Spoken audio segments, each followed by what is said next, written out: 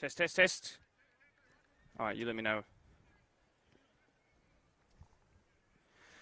At the start of the season, I can't say that I would have predicted these two sides to be facing each other at this point of the year. While Doonside Hawks are long-withstanding giants of our top division, Workers are the relative new boys that deploy PL1. Having only rejoined Tier 2 in 2018, yes, 2018, the Workers' way has proven to be an effective one, moving straight up the year after in 2019.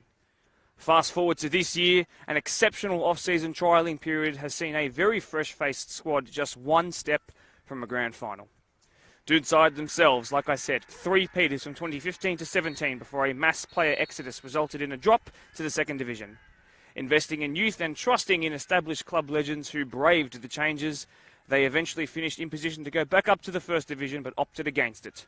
Brave, but yes, it paid off, and the next season saw them repeat the feat and opt instead now to return to Tier 1. With some new additions that were attracted to the prospect of being in the Premier competition, they were able to keep the squad together through the last two interrupted seasons and now find themselves here, one step from a grand final. Those who have fallen in this final series so far have all been at the hands of Workers. They beat Mariong, the holders of the Deploy PL1, who are also into the final of the Cottam Cup after a post-regular and final season victory in midweek. No slouch are Mariong, but Workers have bested them on more than one occasion this year and thoroughly deserved their win a fortnight ago.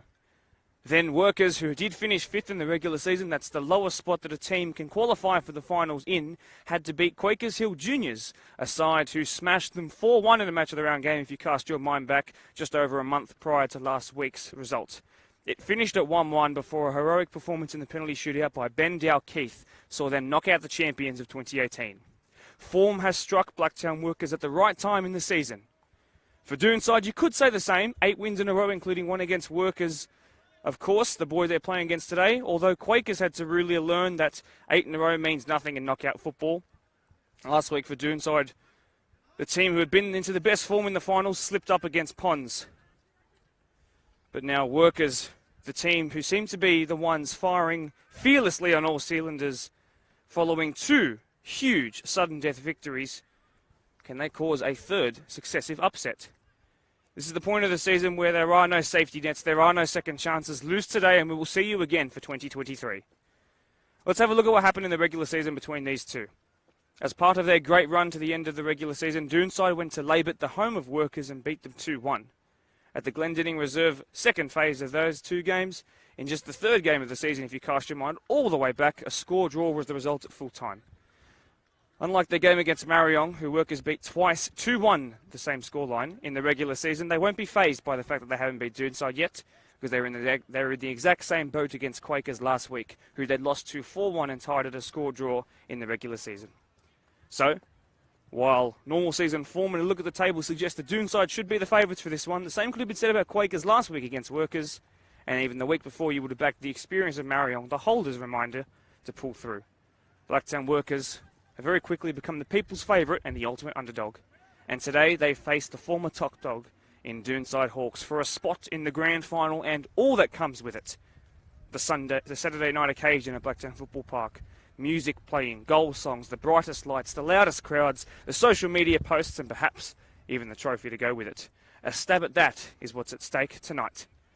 Again, in this final series, I'll keep you updated on the fixture happening beyond this pitch here. We've had a very late change to where we've been positioned, not able to get the scissor lift down to our normal spot on halfway due to the rain making the hill down very, very slippery. So apologies for the fact that we are at a lower level today.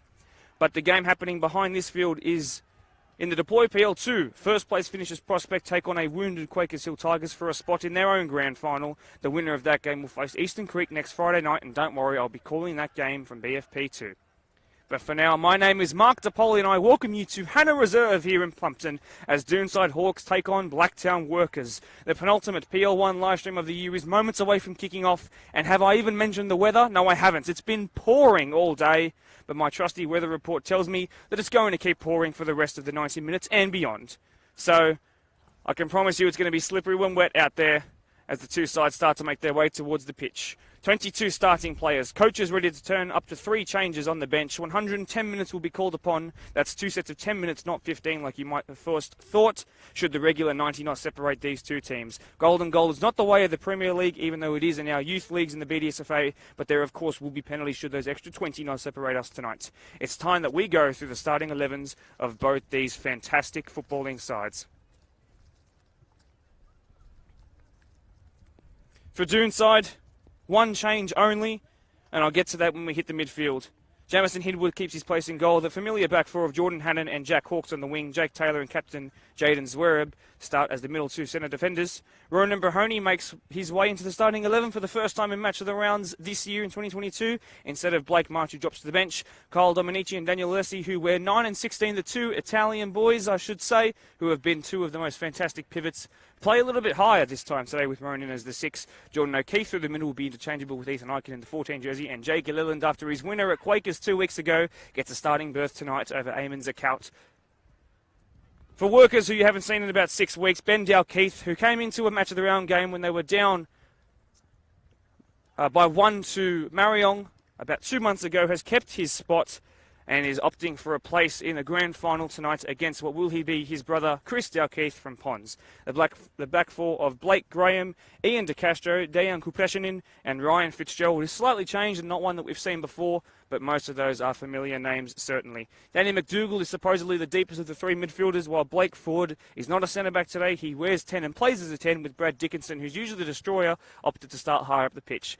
On the left, it's the captain, who loves a match of the round goal contribution. It's Brendan Ford. On the right, it's Chris, whose middle name is John and his last name is Wicks, who doesn't score in the match of the round, but seems to score in every other game besides them. Through the middle, it's Blake Maybury, who's very much a hold-up striker, loves to bring others into the game, and will be a menace tonight, I'm sure. We are a couple of moments away from kickoffs, just awaiting for the final confirmation of things from the refs. Stand by indeed, please.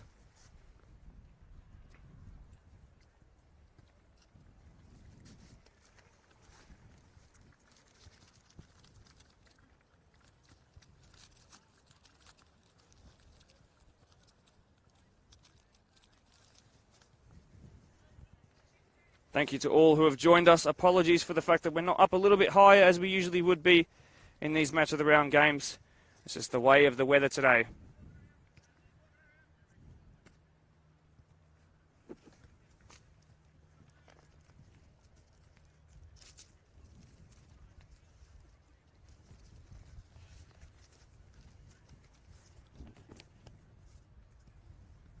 The rain has actually stopped for us, which is wonderful. But we are at a lower point. We're not quite above the technical area like we usually are, so we don't get to hear any of the funky comments that come out of the technical areas as we have for the last couple of weeks.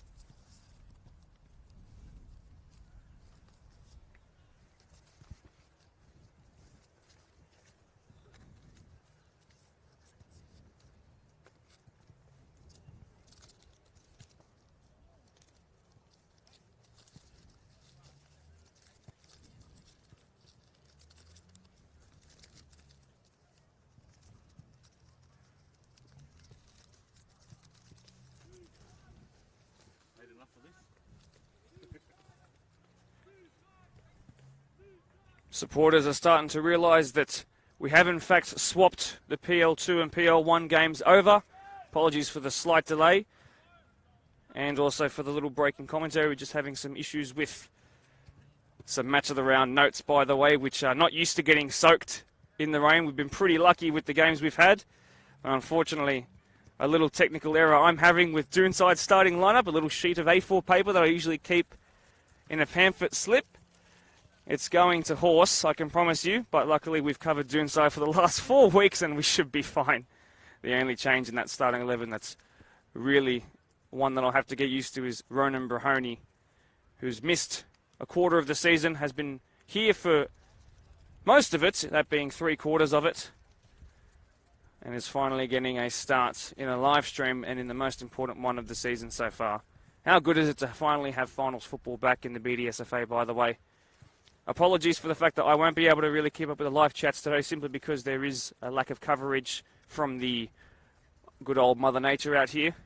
We make do with what we can. By the way, as well, Doonside will be wearing their white away strip with slightly changed numbers that you'll have to get used to, just as I will, because every time I've watched them this year, they've been in their illustrious home jersey. We have fixed the problems with our home jersey and home team sheet issues. I'm glad that that's all done and dusted now, and we can just focus on the game. Thank you, Brendan, for your help.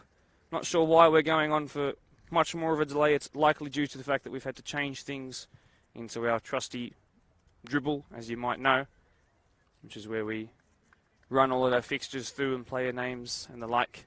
We're also going to be in the midst of a lot of worker support who have made their way to this side of the hill that we are so gratefully perched on. Thank you to Hannah Reserve for being willing to help out. They don't run a Premier League club from here, but it's great to know that they were still willing to help out in our premier games of the weekend. So it looks like, from my keen eye and from what you can see as well, that workers will be running left to right on your screen. Doonside will be running from right to left. Like I said, the fourth game in a row, we've had the privilege of watching this great Doonside side. Let's just hope that the rain stays away, as it is in the present, at least.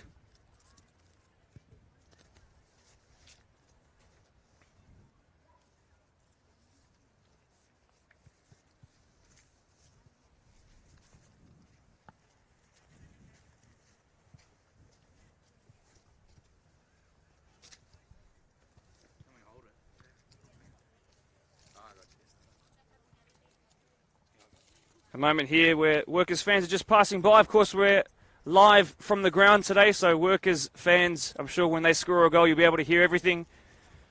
Of course, very well behaved are the Workers supporters, and they are certainly big fans of their club as well. Having more technical difficulties with our waterlogged notes here, but that's all part of our community football fun. Referees are finally beginning to look like they're making their way towards the centre.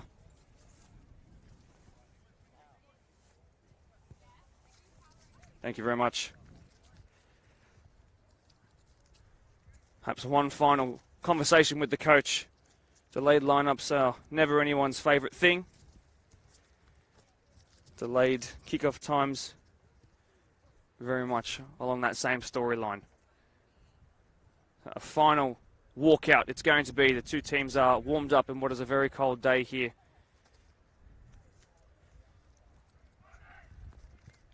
On the far side, you'll see that Tigers and Prospect, who finished first and third respectively in the Deploy PL2, are ready to kick off in what is also a sudden death game. I'll be keeping my eye on that as well. Our focus, our primary focus is here with our premier competition, our Deploy PL1. Thank you so much for being willing to sit around during the delays. I know you've heard my voice a lot throughout the year. I'm sure that the extra 5 minutes or so won't hurt too much. It looks like we are now finally about to head on out.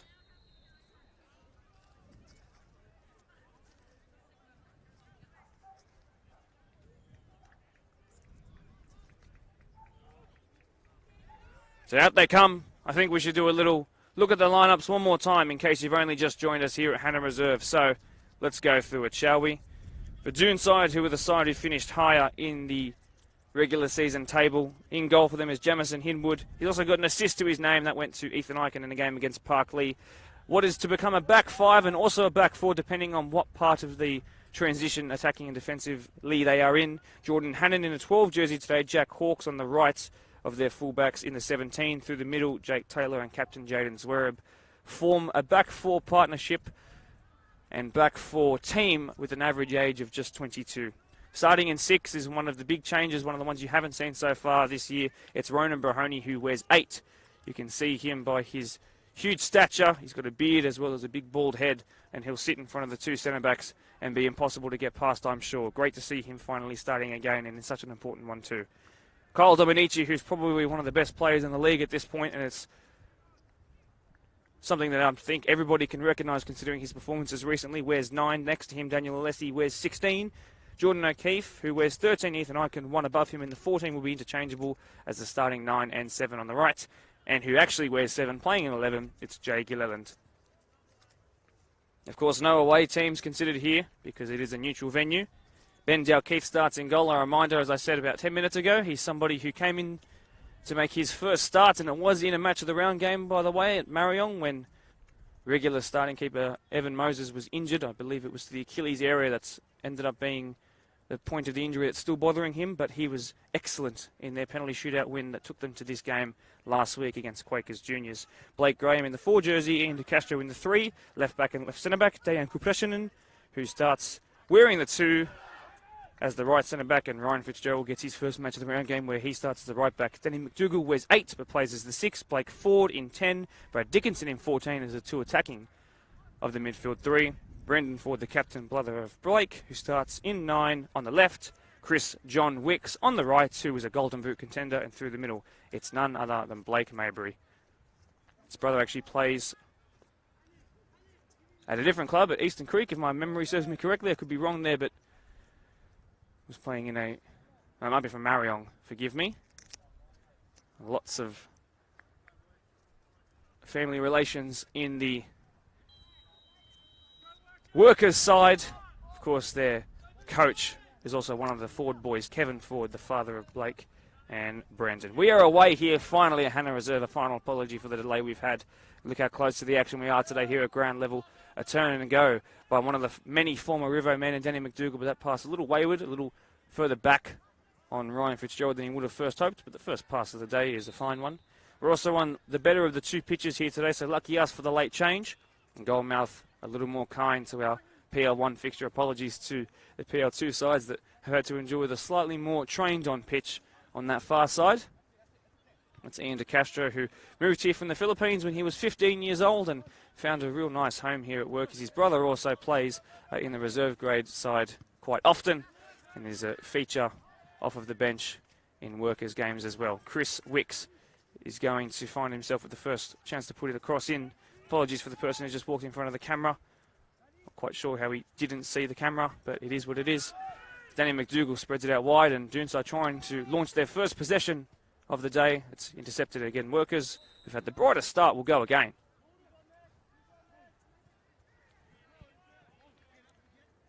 Back with Dejan Kupreshinin to his left centre-back in Ian De Castro. That's a very wayward pass, uncharacteristic of a man who's been so solid in years gone by.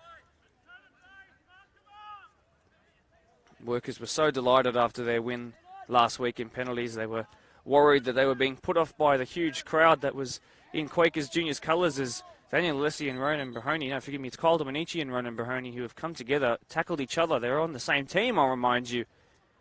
And Ronan's come off second best. We don't want to see a guy who hasn't even touched the ball yet in a match of the round game this year go down so early. Thankfully he's back to his feet, but a little gingerly for the man who wears 8. Hopefully he's okay, but Workers are lucky to have come away with that unscathed. There will be slips and slides all day today, I promise you. Kupreshinin, who's been admittedly a little suspect at times when given the ball and asked to play at the back from it when the pressure has been applied, but Doonside, thankfully for Workers, are not ones to really put the pressure on too much on the back line. They prefer to sit back and invite it and do their defending in numbers, so that could very much play into the Workers' style here from a tactic standpoint tonight. And stylistically, perhaps, as well.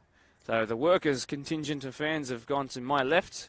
The Doonside ones have made their way to the right. As speaking of Workers, they now come forward through their captain, Brendan Ford, who's a regular on Match of the Round games and on our Blacktown Football Hour podcast as well, which you should go and watch this week. It's an extra special episode. I think it's the best one of the year so far, if I do say so myself. First touch I can remember here for Daniel Alessi, former Marconi Stallions man, which makes sense for someone of Italian descent like him. Give me a first touch for Ben Dalkeith in goal, like I said in our intro. Somebody who wants to get to the grand final, not because of the occasion, but also, not primarily, but certainly there's a strong inkling because he'll get to play against his older brother. It's a 3-year gap between them, and following the game that he was a hero in from the penalty shootout spot last week, the parents of the Dalkeiths came up to me and said I should have them on the podcast, which is quite entertaining, I should say. Jaden Zverev, the captain, Doonside. He's going to test his keeper because it's been bouncing pretty waywardly today, but Kimwood is strong to it, although that clearance out is uncharacteristically poor from him. Everyone's struggling to sort of keep their touches on target at the moment. Now forward come Doonside, and that ball's going to go through to Jordan O'Keefe, who is so strong and so quick, powerful. You want him running in straight lines, though, rather than diagonal ones. That's when he's at his absolute best. Former Polonia man who was an under-20s champion with the club. Also with a couple of current Pons boys who were in that Polonia squad from 2015. It was a long time ago. 7 years, believe it or not. He's a Golden Boot winner in that year. Also was in 2020. His first year at Doonside was Jordan O'Keefe, so he's no slouch to goals, that man. Throw in first on the far side. Jordan O'Keefe in his yellow boots today, back to goal. Calls for offside by everybody, it seems to be, including Doonside. Put their hands up for that, and it's going to be called back for just that.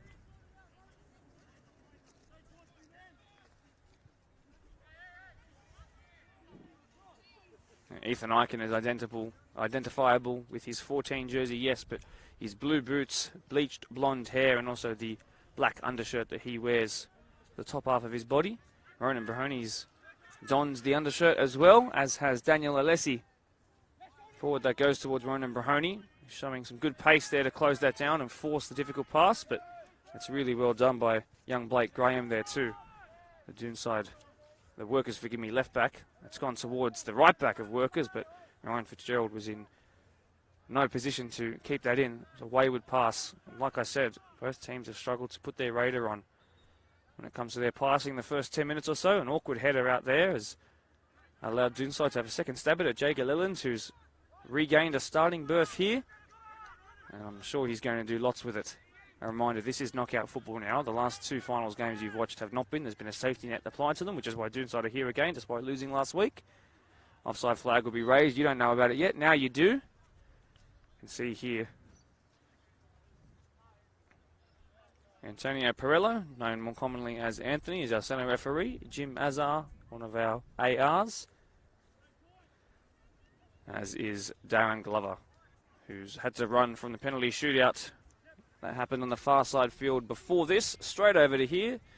Perhaps might be the reason for the slight delay, come to think of it. To Castro. That's a better pass from him.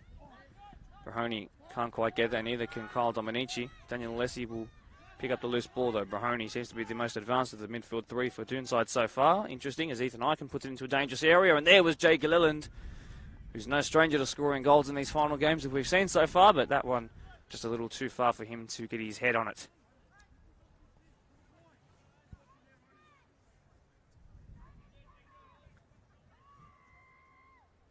It's been a fast start by both sides, but yet to really get their typical football flow going just yet. It's crazy to think that in our competition that as Brahoni hits one from distance, wayward it went. It's very interesting to think that Workers finished smack on halfway in the table, which would suggest mid-table, and obviously in leagues where there are more teams involved, mid-table doesn't really spell grand final quality, but in this case, absolutely. Brandon Ford's been asked to do a lot against one of the quickest players in the league in Jaden Zverev. Might be forced to go into touch here. He does. Gets a little bit of distance. In fact, David stayed in. A great pass in the end to Ethan Eichen, who then goes back to Hawks. It's been snuffed out by Danny McDougall, though, from one former Rivo player who came here in the off-season to another in Dejan Kupreshanin. Brad Dickinson, who I said was one of the more advanced of the midfield three, seems to have dropped into a back four for the time being, as Dejan looks to put that long, and it's intercepted well by Hawks. Could have been hit there by McDougall, as Blake Maybury is tested. How strong and how quick are you? The answer is they're going to win a corner from his good work. Well, we saw Doonside defend a plethora of corners last week. It was more the counter-attack that really hurt them.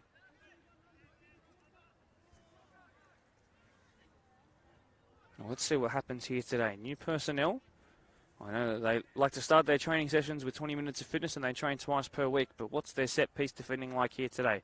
One hand raised, in-swing corner, very low and flat though, and cleared by Jaden Zwerb.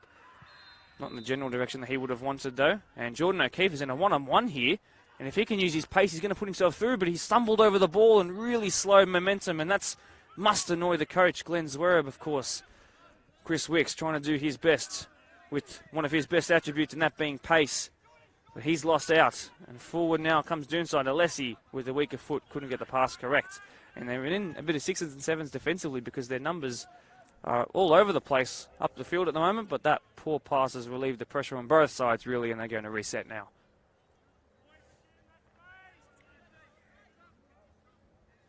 Turn is exceptional there by Jay Gilleland.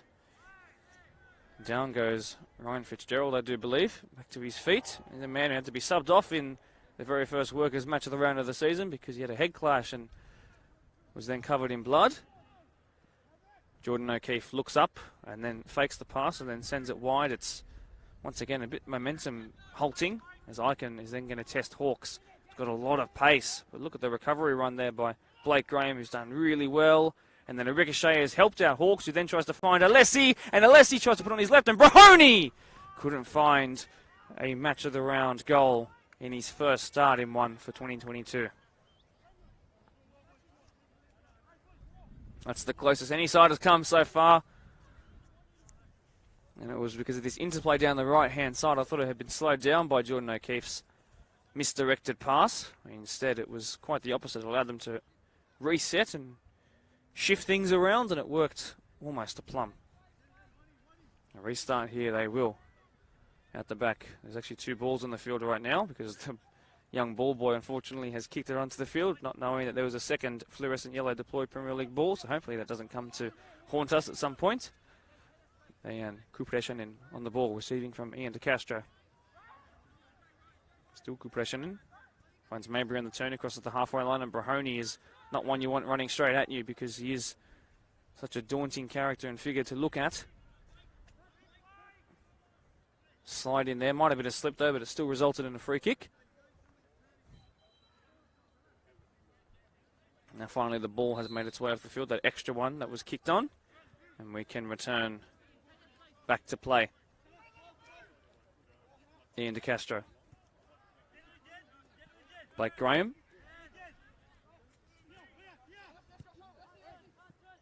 Mabry, I thought he'd done really well with that, but the interception was really good by Alessi, who will rack up so many kilometres in this game as he does and has in every game of the season. Him and Kyle Dominici I've raved on about for a number of weeks now as probably the best pivot partnership in the league. Although they were admittedly outdone in the midfield last week. Although Pons said the opposite after the game. I think it was very much Pons who acclimatised to that game better. Long ball tactics so far out the back have not worked, but this little ricochet to find Dickinson, and then Mabry here is then clattered into and concedes a free kick. Does Mabry? Looks like Chris Wicks and Blake Mabry have swapped wings. Brandon Ford has found himself on the right, so Mabry's going to stay through the middle but drift off to the right as he always does. It's where he found a match of the round match-winning assist for his captain. You might remember that game at Marion, or against Marion at Blacktown Football Park. So not opting for the short one. Calls for a handball, waved away. Doonside are going to recycle things from about where they conceded the free kick. Line-wise, it's come wide here to the man who almost created their first goal. He's put it into sort of the mixer area, but it's cleared. Hawks lets it bounce once.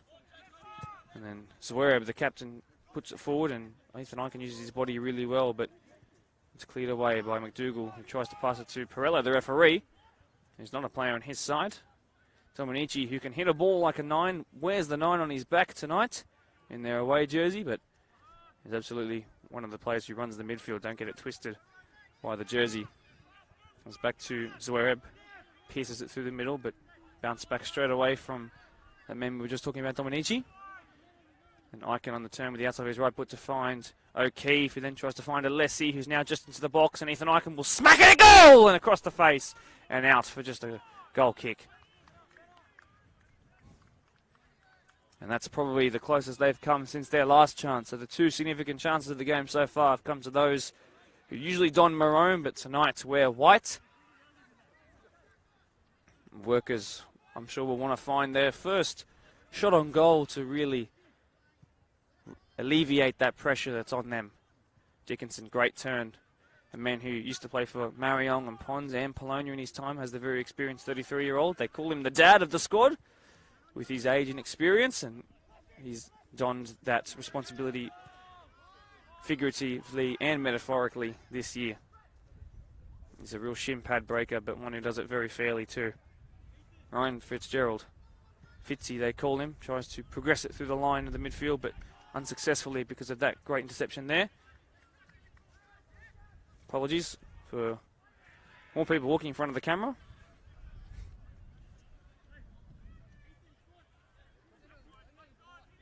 And De Castro. O'Keefe was strong into him, and it sort of made his pass a bit misdirected, but Wicks is quick enough to catch up to almost anything.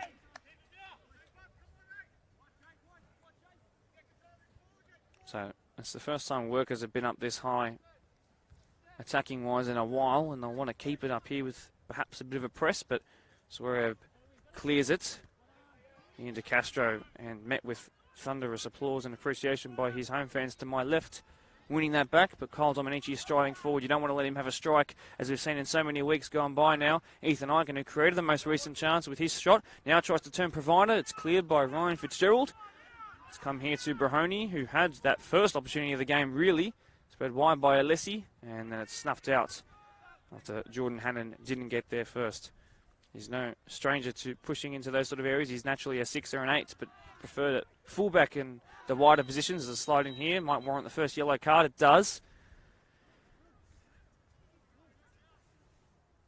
Now, it's always easy to go to ground today when it is wet. We saw Brad Dickinson slip over there, but in that moment,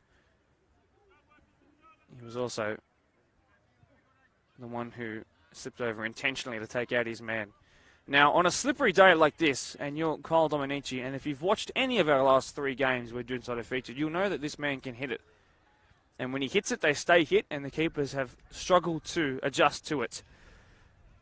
He's on his own semicircle in the middle of the pitch as he moves it forward just a couple of inches to the better part of the grass. Surely not from here. Surely not from here. It is Kyle Dominici, who hits it low and true, but not true enough. Didn't quite get the connection he wanted. He'll have a second stab at it here, though, from distance, and it's pulled wide, unfortunately.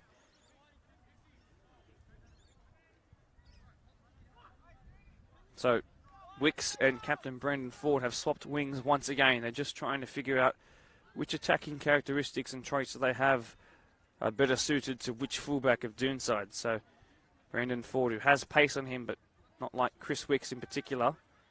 That means that they're going to target the pace down the right-hand side and perhaps the trickery and the hold-up ability of their captain down this near left-hand side in attack. So we'll see what that change does as time goes on in this game.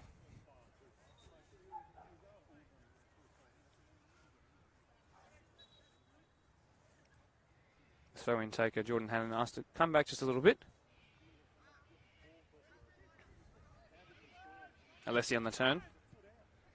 Mahoney's going to be asked to do a lot of work here. Evades the challenge wonderfully well, though. How dangerous is this Ben Min going forward? It's cleared by McDougall, who's been everywhere in the midfield so far. Asked to play a bit of a deeper role this year at Workers, I would say, compared to where he was so brilliant in attack for Rivo last year. It was a match of the round winner with his incredible cross-field grass-cutting switch of play that went to a certain David Enriques, if you remember. That was last year. Long throw-in. Cleared initially by a man on the yellow card of the day in Dickinson. Chris Wicks uses his body well, and Dominici sends it to the canteen area. Going to be safe than sorry. Well, he's almost scored a goal in the other game. Close. No cigar.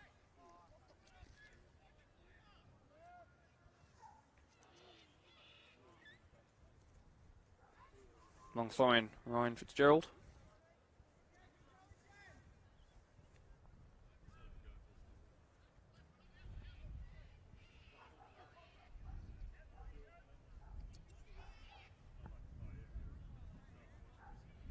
That's an even longer one this time, but it's going to go out as they make their way up. Prospects on the far side field have taken the lead. It's another corner that's resulted in another goal for them against Tigers, and that must hurt. And cut deep in a place where they've already rubbed salt in the wounds before. I believe it might be Lee Dryland again who scored, who was the winner in the 88th minute. About a month ago in that midweek match of the season, it was dubbed. Question marks raised about a foul there, but play goes on. The captain's shoelaces are untied, so he might be out of action for a little bit. That pass by De Castro didn't find his man, and they're struggling to play through the midfield, our workers. I think Doonside have been doing it a little bit better because of their ability to come up the wing and then make their ground that way. But for workers, it's been a struggle so far. And that's been through the hard work of Doonside's midfield. That's something I feel like a broken record. I've said it so many times. Good pressure in. I'll remind you, though, we're still only at 0-0. So while a goal goes in on the far side, right here, we are stuck at a stalemate. But we are getting closer as this game continues to open up. Look at the unwillingness, though, of workers' midfield to show for the ball. It's ridiculous, quite frankly. They are absolutely fearful of making a mistake in this sort of pessimistic way of playing, but this might fall kindly to them, and this is where they can be so dangerous because Chris Wicks is so quick, and he wins a corner. And that's what they can do, and they know that it's an asset because in the blink of an eye, they went from not having a midfield showing for the ball to having Chris Wicks bearing down, and if it wasn't for Jaden Zwerb, who's one of the quickest players in the league too, on his back, it might have been a shot at goal. And they're still wanting their first one of the day, our workers. I might remind you, are going for their third straight finals victory. They've had to do it the hard way. No slip-ups allowed. That's a better corner in than the first one, and Zwerb, though, like the first one, clears it this time, though. Back for another one. So successive corners coming up for the first time in the game for workers here.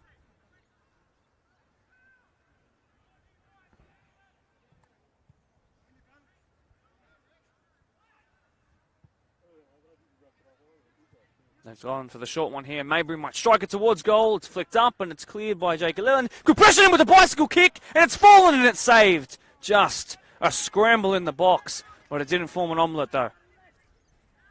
Well saved in the end by Hinwood, who was so good to watch, particularly in that second half last week. Double studs up, but a very clean tackle because he got both of them on the ball. And now forward come workers again, looking for Wicks.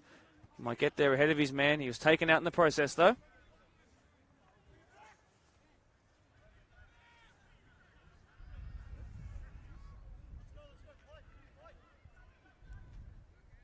Captain of Doonside, James Wereb, asking for the question, should that be more than just a free kick? He's received that short. I'm sure he's going to send this long, as has been an adopted tactic by both sides tonight so far. Dominici picks up the loose one from a loose header. Shifts it inside. Bouncing with a man who was also of Italian heritage like him in Daniel Alessi. Now it's gone wide to Hannon, I do believe. Oh, this is really nice triangle play in the midfield here, and workers are coming nowhere near it until De Castro pulled himself out of position to do just that, win it back. Chris Wicks has used his back and physicality really well there. Can hear the calls have come on Anth. Anth being a reference to the referee, saying to call up a foul on Chris Wicks. Not called up though.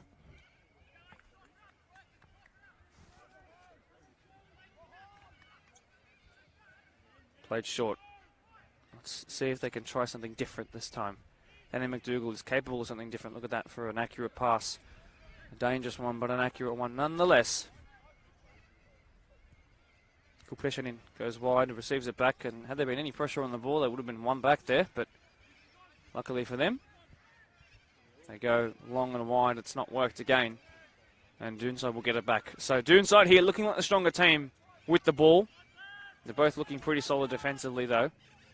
But certainly their midfield is causing all the problems in the right ways for them and the wrong ways for workers so far. They need to try and find some numerical advantages when it comes to the middle of the park. It's really well done by Daniel Alessi. Receives the throw-in straight away after winning it. Puts it forward, but puts a lot of pressure on Gilleland And he was going to send it through over the top had there been an advantage play, but called up. And guess who's going to sit over this one for sure? It's going to be Kyle Dominici. Well, perhaps he might even leave it for the man who's got one number under him on his back, and Ronan Brahoni. So let's see what he's like with a pot shot from distance. It's maybe a yard or two closer than what Dominici had before when he just P-rolled it along the ground. He goes for more of a dink into the box, and Jordan O'Keefe was there, and it was cleared, and then Dominici might strike it. It was hit true, and then a little deflection, and it forced a save, I do believe.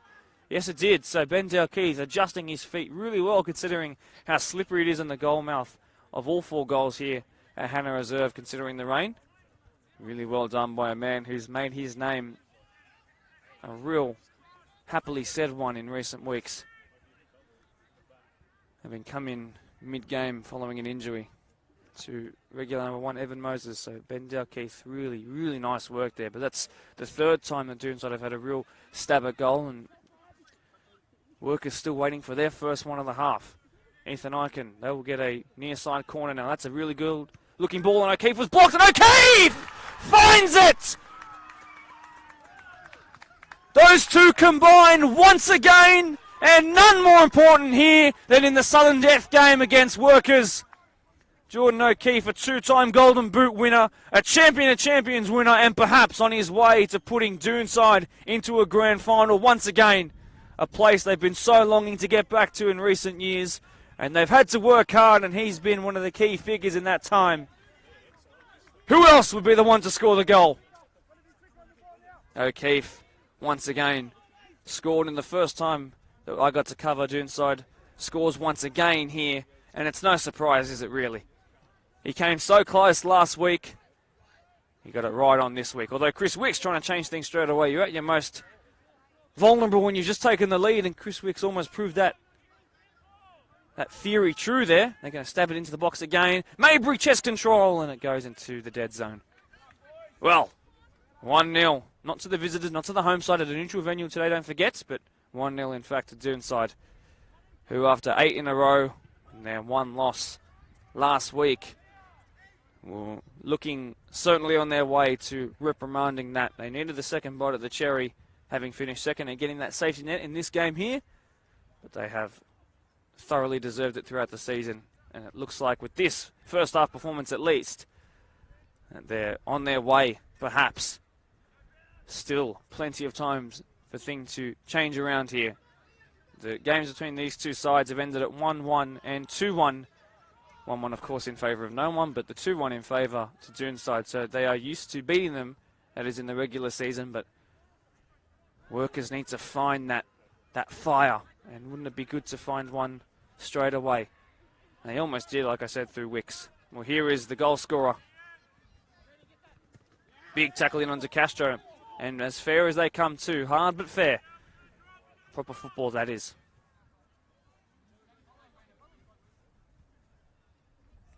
Jack Hawkes to Ethan Eichen, who I think we can put that assist down to his name, I guess. Although there might have been a touch, I believe, by Alessi. Someone hit it towards goal, but I guess we can give it to Ethan as a secondary assist. I'm sure he'd love to claim that. O'Keefe is trapped between the referee, the corner flag, the touch line, and 2 defenders, and yet somehow comes away with it here.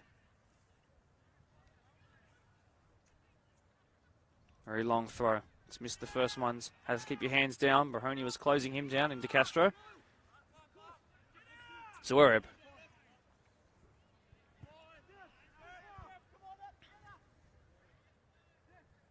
Jamison Hinwood. It's a scuffed kick out, and if they can shoot from distance here, the keeper's out of his goal. He's now back in, so that chance is gone, but let's see if they can make something here on that far side. They've won a throw in, but once again, they're just sort of struggling to get it into the area, the real mixer area, where they can have a significant strike at goal. Perhaps the tide changing now. Let's see what they can do here. Quick check over the shoulder as they recycle things through the middle, although really, really not playing the way that I think they're very much capable of. Gupreshin in a foot race that if it was a bit of a longer one, he would definitely lose, but he's done well, as Dayan. Jordan O'Keefe, one of the quickest players in Doonside. Don't let that huge frame of his change your opinion. He's deceptively quick. Compression and did very well.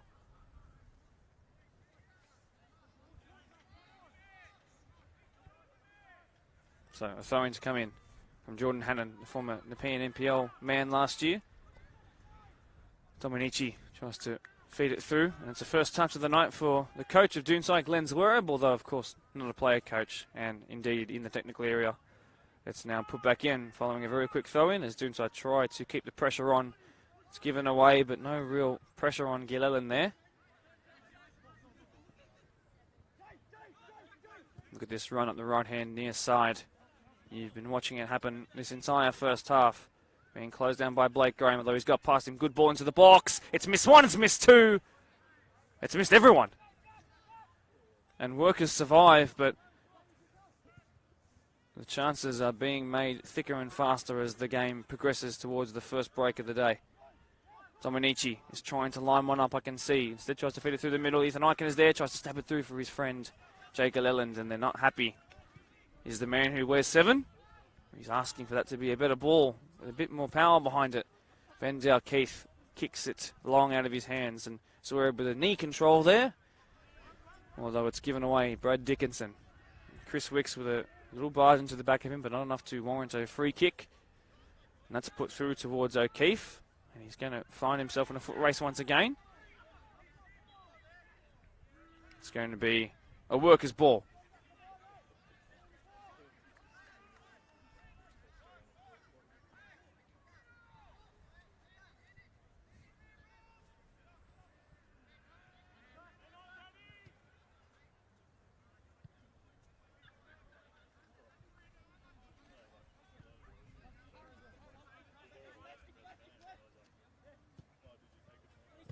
Touched by Blake Graham, who's turned to where there is no space and comes away with it.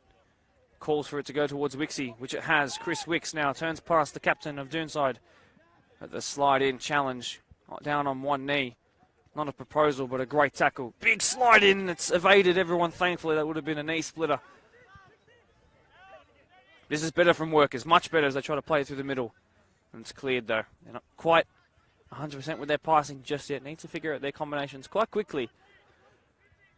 But it looks like they're starting to get it. I know that they can lift to a higher gear. I'd love to see them get there. Put some pressure on Doonside, who are usually allowed to play their own style. Even if that means not having possession Doonside, they're allowed to play the way they want. If Workers can just take it to them a little bit, it will force them back. And there were suggestions initially that there might be a bit of a back 5 system going on with Ronan Brahoni not playing 6, rather being the central of a back 3/5, if you'd like to call it that. But you can see it's very much still that 4-3-3 that has been to such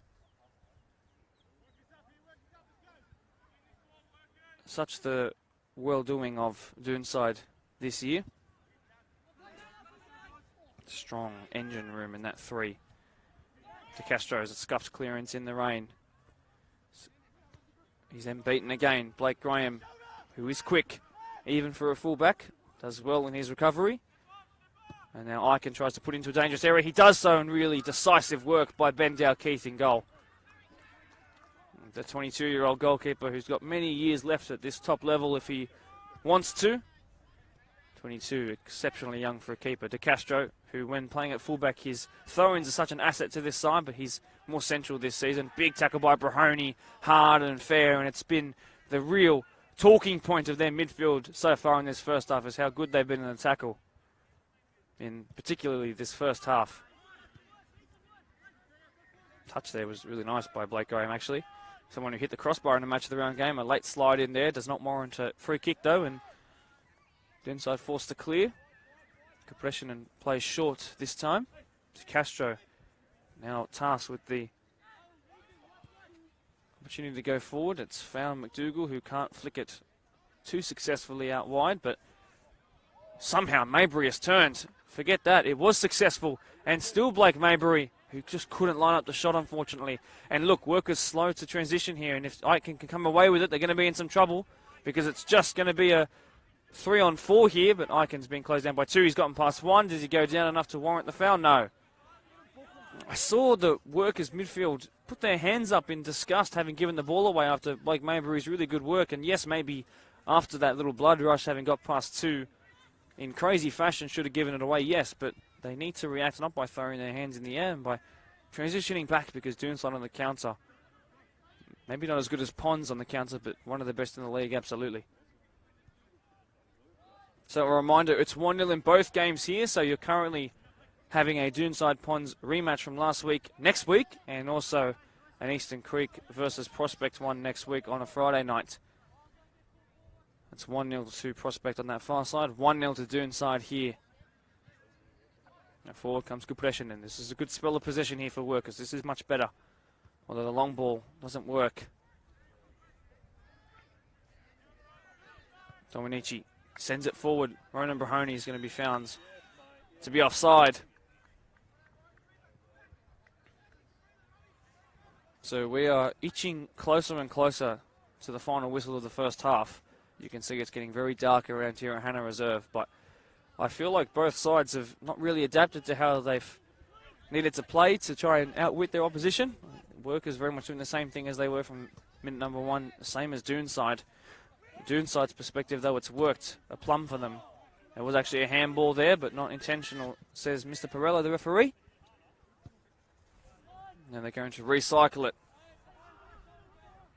Kapreshanen progresses it forward on the ground. Maybury, who almost was able to get a shot off about 2 minutes ago, is forced to go back, though. McDougall struggled to get his touch under control, but did well in recovery.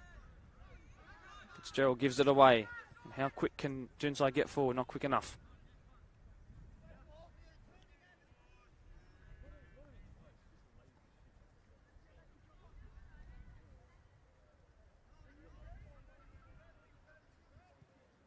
Workers keeping it here,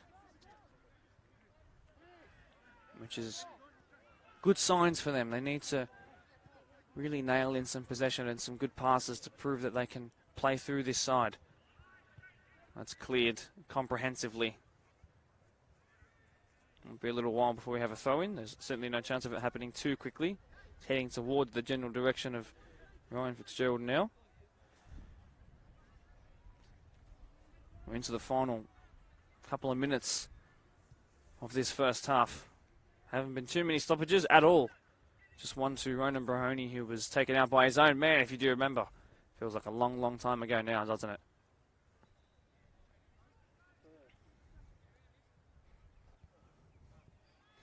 An apology around the ground to anyone who wore white shoes here today. Hope you like orange and brown. Bit of aerial ping pong going on here. Looks like Doonside should clear it, and they do. Ethan Eichen, that's exceptionally well done on the volley. O'Keefe with a shoulder pass, but couldn't get it away.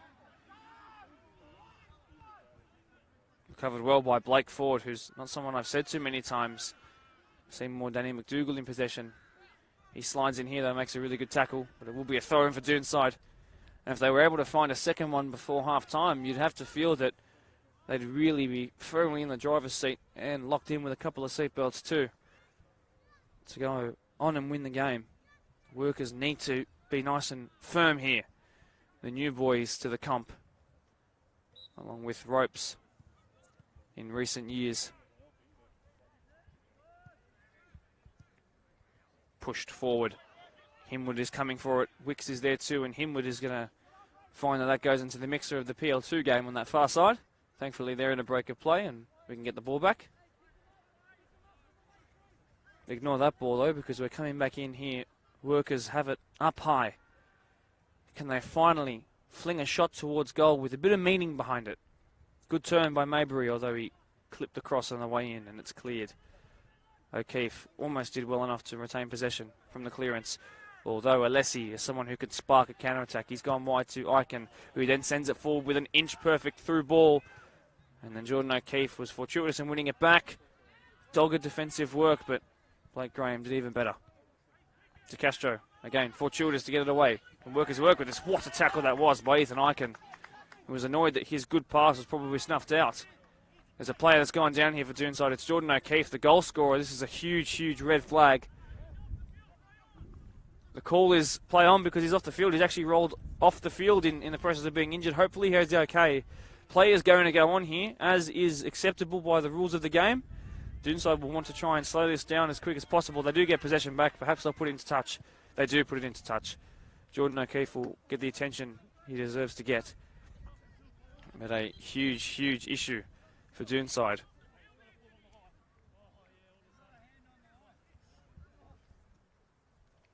The 26-year-old, not in a good way. I don't think he landed properly there. That's a really, really bad sign. It might be the end of his night. I'm going to have to call that early. I think it's getting to that point. I can hear him crying out in pain. His third year at the club, like I said, a Golden Boot winner on 2 occasions. One at Premier League level, one at 21s level.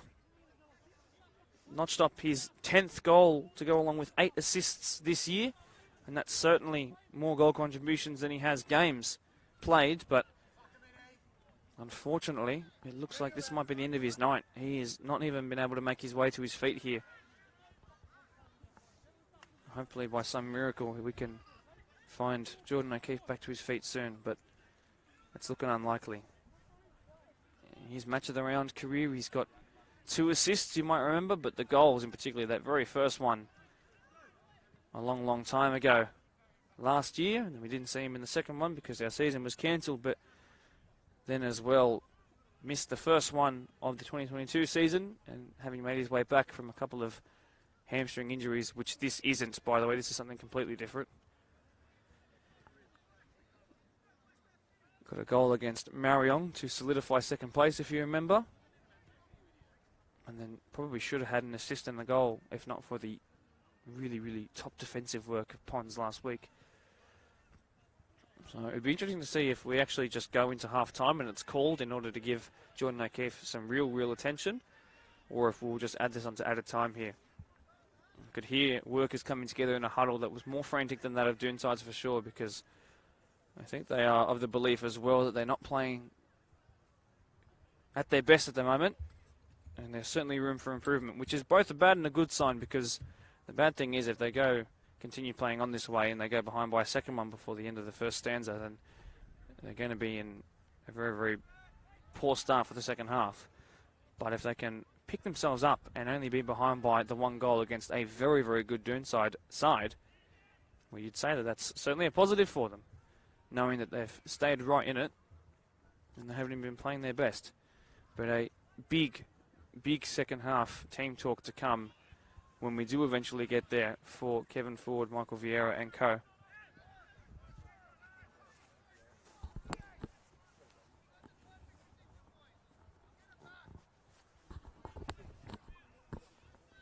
Well, the rain only hit us before the live stream, and it's meant to hit us after the live stream, so luckily we are dry for the moment. The ground, however, not, and the slippery conditions might have actually resulted in the injury here to Jordan O'Keefe, and I do believe his night is done. Yet to see who's been his replacement. Actually, no, Jordan O'Keefe is running. Well, miraculously, he's back to his feet and is about to re-enter the field of play. I'm not sure where on earth that came from. Okay, happy to be proven wrong. He's back and running without too much concern, it seems. So perhaps he just needed a breather. He got it. Maybe he's just going to go till half-time because there's no subs really who have warmed up just yet. That could be a tactic as well. Although he did jog back into place. Play on is the call. Well, let's get back into things here. Will that shift things the way of workers' momentum? Well, look at this touchy by McDougall and the strike over the bar. Oh, well, there was their first chance of the half. And straight away the call from the workers' support to my left is that's much better. And I have to agree. Yes, they played another long ball, but this time there was a bit of interplay before it found that man on the edge of the box who struck it. I believe in Blake Ford, but his left-footed headed it, went over, unfortunately. Long and wide, just on that halfway line. Rising highest was the captain of workers, Brendan Ford. Brahoni, who's had a couple of chances in this game as well, despite being the deepest of a midfield 3. Look at that touch by O'Keefe, so he looks to have picked up okay, but doesn't want to put too much pressure on the defensive line just yet. He wants to get to halftime and probably give himself more minutes in the legs.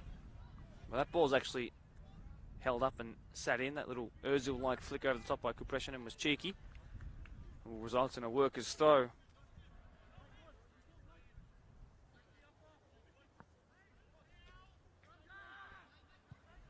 Crossfield switch.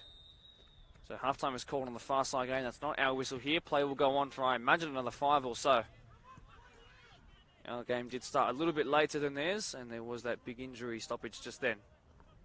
So let's see how much time Mr. Borello is willing to give us here. A reminder, Doonside in the lead, thanks to Jordan O'Keefe, who is also, thankfully, not injured. Could be some pressure put on here. If they're not careful, they need to be really, really delicate in what they do. That's well done. Blake Graham receives that from Ian De Castro. Forward comes Wicks. You never want him running straight at the defence, and Brahoni's recovered quite well, actually, to stop that. Interception is unkind, and Workers will strike from distance. Workers will strike from distance! Workers will score from distance! It's Brad Dickinson, the dad of the group! He comes up with the ultimate goal to equalise things here. Well, that's the kind of contribution that you want to have in a match of the round live stream game. Brad Dickinson, who has been so good, so good this year, with lung-busting runs up and down the field, kilometres in the legs, massive tackles. He's a great character, and apparently now a great striker of the ball from distance. We're tied at 1. Workers, and just like that, they're back into it. Look at the momentum shift in their favour. Straight away, they're into the box. It's forced a clearance, and things have riled up right here. And just like that, Doonside, a little slight hint of capitulation as they start to yell at each other a little bit. That's not what you want to see. It is a very, very young side. Certainly more experience in the minds of Workers. So let's see what that can do here. Chris Wicks looked to flick it on, but the Golden Boot man couldn't find a striker goal. Although McDougall might try. He's then been halted. Says he wants to look towards the referee. Jack Hawkes comes away with it. And Doonside have seemingly recovered from that onslaught that was coming forward. Oh, that was a vital touch there by Ryan Fitzgerald, who then put it forward, but it was snuffed out. And things have sort of returned to the way they were before that goal, although a really, really poor pass by Kyle Dominici. And Workers, instead of hoping that they will get the halftime whistle to stop the Doonside onslaught, are hoping for the opposite now. So the momentum shift has not worked in the favour of Doonside at all. And in the space of 3 minutes, they've gone from having about 4 big chances in this half to having a half chance against them. That's actually levelled things up. Now, if Workers can get their players back to full fitness, because someone's gone down in a Workers jersey with a slight concern, which has stopped proceedings here. If they do have still about 3 minutes to go in this half, I wouldn't put it past them, because they've just looked like a fire's been lit somewhere. And that halftime team talk has to be ripped up now, because they're looking a bit better. More of the same in the last 5 minutes, please. Not the 42 or so before that. A free kick, and Workers, not sure how many more chances they'll get before we get to the first break in play. Could be the first break in play, could be the last, I don't know. Depends on if the scoreline stays like this come the end of 90. Well, standing over it, none other than Blake Graham. Had his birthday very recently, has a couple of assists to his name this year, and if he could swing this in perfectly towards the tall frames in Workers' colours, well, he'll make it more than just a couple. Blake Graham standing over it. He's also hit the woodwork plenty of times in match of the round games, but that's going to be cleared. I can imagine that might be the last chance of the first half. Headers back and forth here. That's 3 in a row. Just controlled by Maybury, who's been a joy to watch at times. Oh, gets past his man. And now Maybury, he was dribbling and he had the ball, and they've called up for a free kick. Wow. Wow, a big decision made there. So I can hear the disappointment. Yeah, I'm sure you can hear it too. But Blake Maybury had just danced past a couple of players and looked like he could get off a shot, but it was called back. Well, wouldn't it be a real welcome thing for Workers fans if they were to find a top corner here? They've scored a goal of the week winner from a set piece before. Can they do it again here? looked to go through the wall. Didn't happen by Blake Graham, who might try it again on his weaker right foot. That's a good looking ball, I first thought, but no, it went into the dead zone. Very, very close to halftime here. In fact, we might even be on it. Well, we are, in fact, at halftime now. And I think you can call it not a tale of two halves, but a tale of the first 42 minutes and the last 5 minutes, because it was all Doonside, who had maybe 4 big chances and then found their goal eventually through Jordan O'Keefe, who's now been pulled up with a bit of an injury concern here too. But then just out of nowhere, Brad Dickinson in the 14 jersey, selected today for his experience and his ability, and certainly, perhaps, his ability to hit it from distance. He found the bottom right-hand corner on a pitch where the ball will bobble in awkward ways, but he didn't need the bobble to his advantage. He just needed to put his foot through it, and that he did. So, the last 3 minutes of the game, the last 5 minutes of the game, you could say, went the way of Workers, absolutely, who looked like they were going to double the amount of goals they'd score in the first half in that last 5, but they didn't. And we're tied at 1. And we'll see you in about 10 minutes for the start of the second half.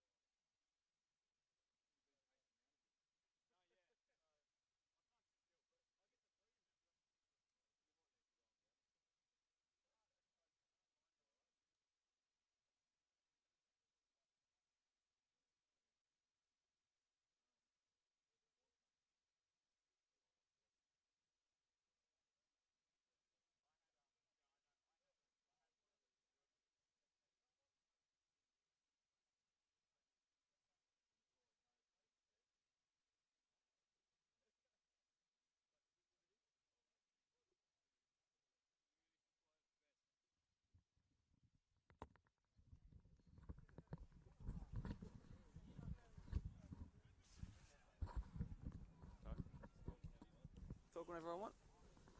Okay. The two teams are ready to make their way back to the pitch. This time would be Doonside, who were running left to right, will now run right to left, and of course the inverse for Blacktown Workers. Blacktown Workers equalised on the cusp of half-time, which we saw came to the detriment of Doonside last week, because even though it was them who found that equaliser, they ended up losing that game 2-1 to Pond. So we'll see if the similar story scenario can be written here. Perhaps it'll be Doonside who then retake their lead late on, or will it be instead the inverse once again? This time it'll be Blacktown Workers perhaps who will find their own winner after being down not only on the scoreline, but I could suggest performance-wise on paper, you'd say it was Doonside who were the better of the two in that first half, but it only takes one striker goal from the dad of the group, Brad Dickinson, to change things around. And just like that, we're back at a stalemate. We've seen games go to extra time and penalties prior to this. I wouldn't be surprised if it goes to something similar here as well. Doonside have been to that extra time already. Perhaps you could suggest as well Workers who haven't been but have had to play the extra game. So they've got more minutes in the legs in a good way, but Doonside have the fresher of the two sets of legs. So we'll see. I don't think anything like that is going to have an influence on the second half. This is going to be a battle of which midfield runs harder, which defence remains tighter, and which striker can finish their one chance that they'll get. And that's all it's really been. Jordan O'Keefe had one shot on goal. Jordan O'Keefe found himself with a goal. Brad Dickinson probably doesn't shoot more than 0.5 times a game. Maybe one in every two by that metric. This time it found the back of the net. Tied at 1. To my right, so you all could know, you won't see them, but the Ponds boys are here looking at what their opposition might be next week. We will be back at Blacktown Football Park for the first time in a long time for Match of the Rounds and what will be our grand final week. You'll get to watch the PL1 grand final. The second team in that game is being decided on the far side pitch, of which Prospect do have the lead in that one. That will be on a Friday night. Of course, I will bring you that game. The following night will be the winner of this game versus the boys who are here to my right, the Ponds boys. I can see Aidan Mansarugu, I can see Rivaldo, I can see Blake Skerr, I can see brother of Ben Dalkeith in Golf Workers, Chris Dalkeith, who's also, I'm sure, with his AYL. In fact, Chris, how'd the AYL boys go today? You play tomorrow. Okay, what final? Is it finals? No, last game of the season. There you go. So the AYL boys will be on their way to finals once they finish off their regular season, which you've seen all over our BDSFA page in recent weeks. Thanks to Chris for getting involved, being willing to help out. You can also watch him on the podcast, the Blacktown Football Hour podcast. You trace back to episode 18, I do believe. Let's turn our attention to the fixture in front of us. No rain in the interval, which is a welcome thing. Two sides have swapped around. We're just awaiting the referees to make their way back. They do have quite a long walk, and it's full of mud from here to the canteen and then back. By the time they get there and evade all the mud and slipping over in front of a whole bunch of people, they'll probably have to get back up and come back down here again. So, a couple of seconds away from this second half beginning. Thank you all very much for joining us. By the way, of course, we were delayed a little bit due to late changes to the pitch and having to move the camera around because there was no scissor lifts getting here, but Hannah Reserves has held up really well considering the conditions here today, and I think it's going to be rewarded with an excellent second half of football here. So, the better of the finishers in the first half, certainly those who wear black and a little bit of white. The better of the first half performance in total was certainly those who wear white today in their away strip, who will come out firing better in this second half. Away we go, Doonside in possession. Straight away trying to feed it forward. No changes have been made either way. I should mention as well, Jordan O'Keefe looks back to his absolute best in the 13 jersey. We'll get his perhaps first touch coming up in a moment. Instead it was Alessi who progressed it forward. Tomanici then goes out wide to Jack Hawkes. Alessi again, Tomanici to Ronan Brahoni, who's been really good considering his lack of first grade game time in recent weeks, but has been a real stalwart in their reserve grade games. Forward comes Blake Mabry, who was probably my favourite player to watch when on the ball in that first half. That's an awkward ball, but it's going to find his way back to Blake, who then goes to cross it in, but Jake Taylor puts his head in the way of it.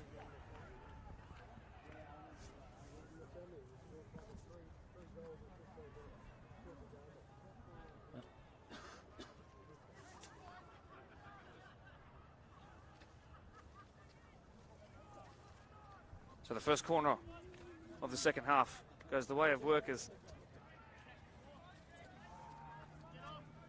Well, for Doonside, from this exact spot, it resulted in a goal in the first half. That ball's gone deeper than the goal one did. First time volley after the touch of the chest, and it was very good technique behind it by the man who's looking for a very rare brace, but Brad Dickinson found the grateful paws of Jamison Himwood in goal. Blake Graham got that under control out of the sky before, I believe, Ryan Fitzgerald put that wide towards Chris Wicks, and come on Wixie is so commonly the call for Workers. It's an outlet they rely so heavily on, and one that Riverston relied on heavily last year as well, but one of the many former Bureau contingent here tonight in Workers' colours, and what a team they formed here. The wind picks up a little bit as it drops about 5 degrees as a result of it around the ground, but Doonside come away with that Workers waste to throw in there, and what was a really good area for them.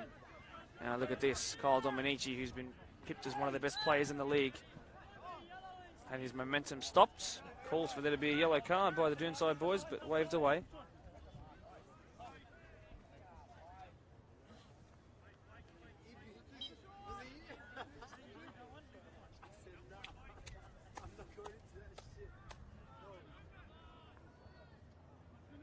It's Jake Taylor standing over. He's got 3 goals to his name this year, including one at Marion. That time he tried to put an assist to his tally as well. And Workers are looking to do what Doonside did so well in the first half and break away with a counter-attack. Wide they've gone. Missed control though, but past Brahoni. Mabry tried the pirouette, didn't happen. Brahoni was ceased before he could pass it. What's been called here? A free kick against Doonside. If they play it quickly, there's some space, but they opt to slow things down.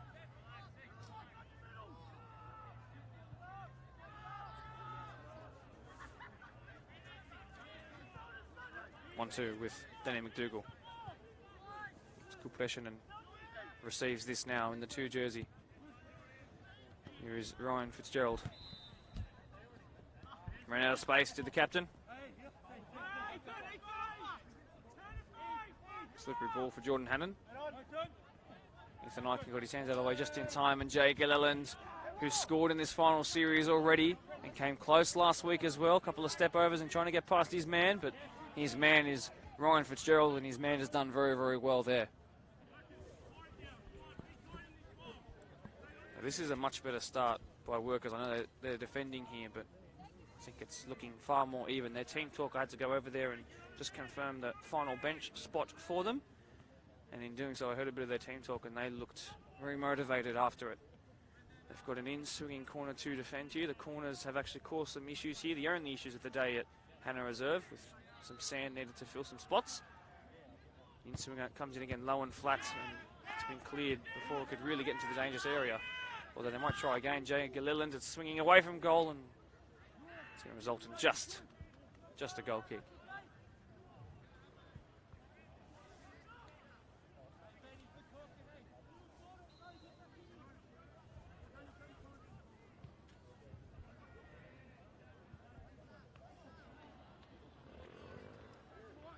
Still just waiting for the goal kick to be taken.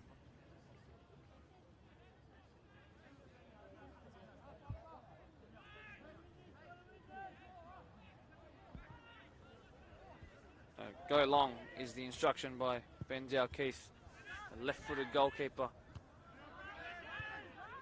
Dickinson wins that in the air. He's had a really good last 10 minutes if you include the first half as well. That long ball could be dangerous. Good pressure and has done quite well. Gilliland, who formed their most recent chance of the game, has given it away though. Maybe it could form something for Workers inadvertently. It goes towards Brendan Ford, who slipped and struggled to get his studs into the ground for the majority of today. He hasn't had too much go in his general direction though. Usually has to make way for the fact that most will head towards Chris Wicks. A big coming together there that Kyle Dominici is unfazed. Jordan O'Keefe is running towards goalkeeper, but that goalkeeper is Ben Dow-Keith, and he is just so decisive. Really, really well done. Although given away by Blake Graham. Brahoni is forced back, and that might have just halted momentum enough for Workers to recover here, and that they do. Really well done by Kupreshinen's sliding in challenge. Kupreshinen of both Serbian and Uruguayan descent is he, which is where his name comes from. There's a J in the middle of Dayan, although you of course don't pronounce it like that. Well, wide this goes towards Maybury, who hits it, and then on the follow-up was Blake Ford. Great sliding in challenge, though, recovers the ball for Dooney. And away come the Hawks, although given away. And there's a bit of a gap defensively because their man ran forward. Brandon's lost it out, but has also won it back. His own team recovered well, and Wicks goes towards goal. And unless there was an awkward bounce, that was never going to trouble Jamison Hinwood in goal.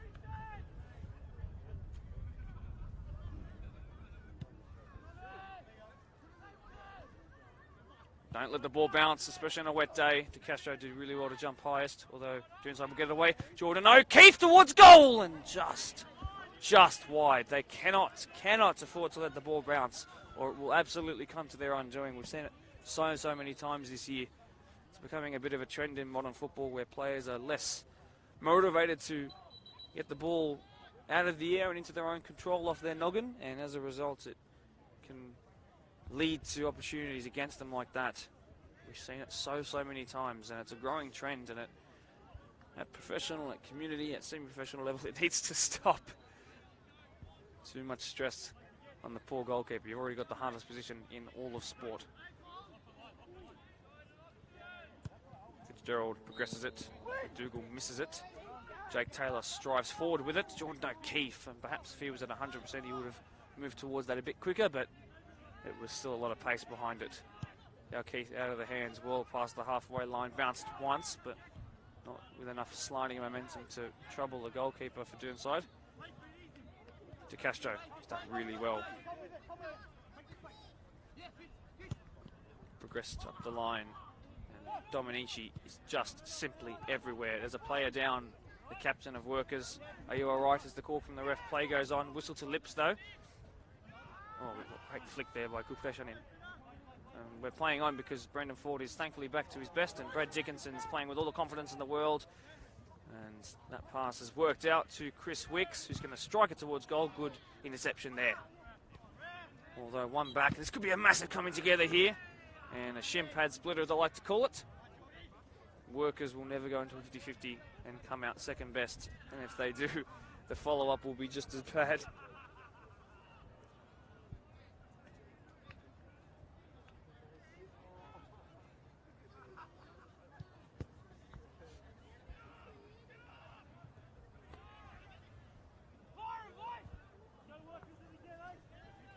Lots of love for Brad Dickinson, even from Ponds players around the grounds and those watching along at home, for his strike that levelled things up. Of course, a former Ponds player himself, Marion as well, Polonia, as I mentioned in the first half. That ball goes long this time, it's not allowed to bounce. Fitzgerald, strong in the 50-50 shoulder to shoulder. Good pressure under a little bit of pressure, puts it low along the ground, only as far as Jake Taylor. He's made a couple of Ramos-esque runs forward in this second half that have been really good to watch.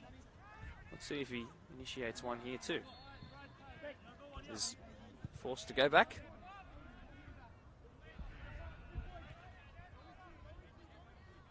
So 1-1 here, and a reminder on that PL2 game on the far side, it's 1-0 to Prospect, who scored again from a corner against Tigers. Broken record. Great dart over the challenge by Blake Graham. What a touch it was by, I believe, Maybury. And now forward comes Wicks running at defenders and in behind. You never want that, but I think something's been called up here. It might even be an offside, or did the ball go out before it went in? Well, it's going to be a Workers' ball for a free kick. Okay, so from a free kick about 10 paces behind where play was actually halted. So the advantage was allowed to be played. Played short. They're less likely to go for the long ball here. That's a very strange one. But under no pressure is Fitzy. And goes wide to his right. Touched by the captain to Danny McDougall. To Brad Dickinson. Sends it wide.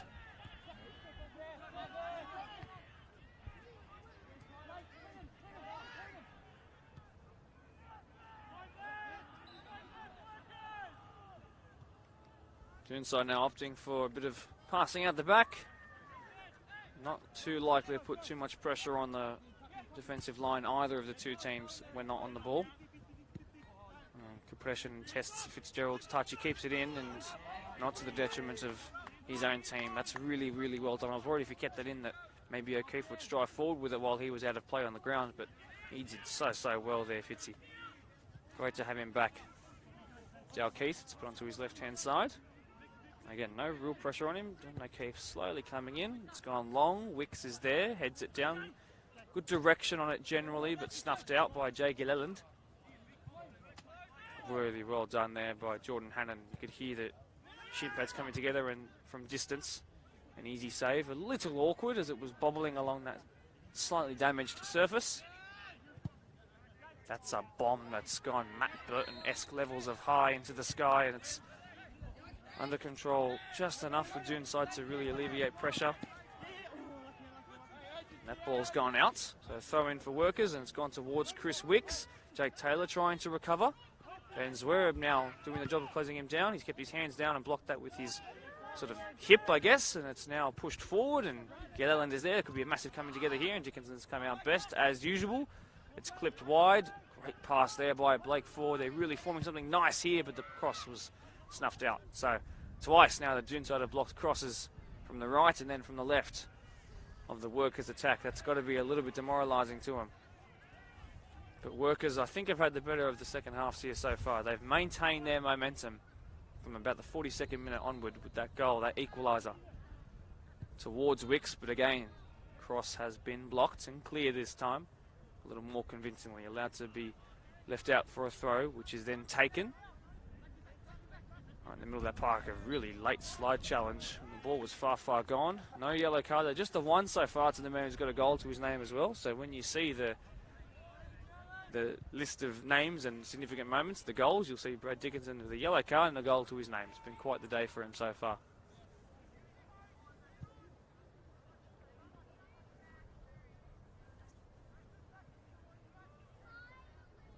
Well, this is the kind of distance where you have to just kind of do a Dominici, don't you? You have to just strike at a goal with all your might. What's going to happen here? It's got a bit of finesse on it, compression and rising highest, and then Wicks can try and hit towards goal. A couple of ricochets, calls for a handball, waved away straight away by Mr. Perello. Jordan O'Keefe gets it out of his feet really well, up against De Castro, who's no slouch with his pace. Was he pushed to the ground?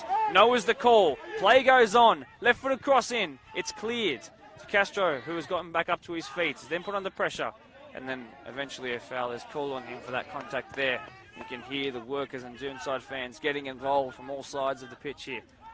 Tensions are starting to rise. A reminder, there is no safety net now. This is purely knockout football as Tigers on the far side equalise. And just like that, that's also tied at 1. Oh, what an entertaining one is happening over there. Look at the celebrations there by the 2022 Blacktown City Awards Night Sports Club of the Year, which includes all codes as well. Well, tensions are starting to flare a little bit here. That pressure cooker has been duct taped on and the water is starting to boil with real intensity underneath it. A couple of big tackles coming in. Zwerb, that's a really dangerous ball and it was cleared. Workers with a bit of triangle passing out the back here, and then it's played long towards Wicks, and this is where they should always be playing the long ball. Wicks to use his pace, and Zwerb was there, but look at this, the second phase play coming in. Mabry goes down, but not unfairly, said the referee. So we're tied at 1 across both grades and games here. Massive slide in by Blake Graham. That bounce was awkward, but really well dealt with by Workers. Free kick's been called up here. So we're already at the 2/3 mark of the game, having just crossed the 60-minute mark. Tied at 1.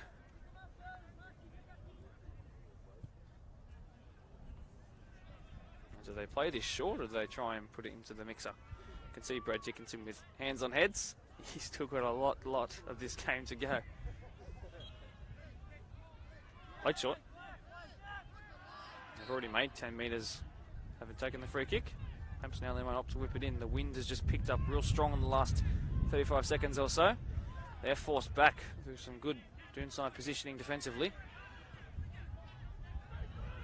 No subs have been made just yet.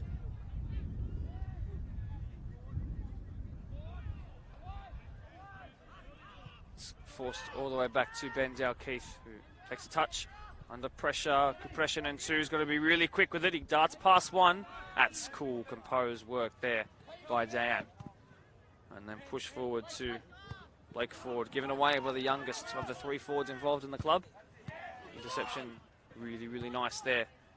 But O'Keefe is tasked with chasing this down. And look at the slide tackle by Ian DeCastro. As hard and as fair as it gets.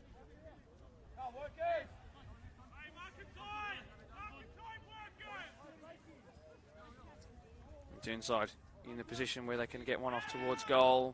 Dominici, not the man you want striking from distance. He lines it up. Dominici! No. But it was closer than you might have first thought.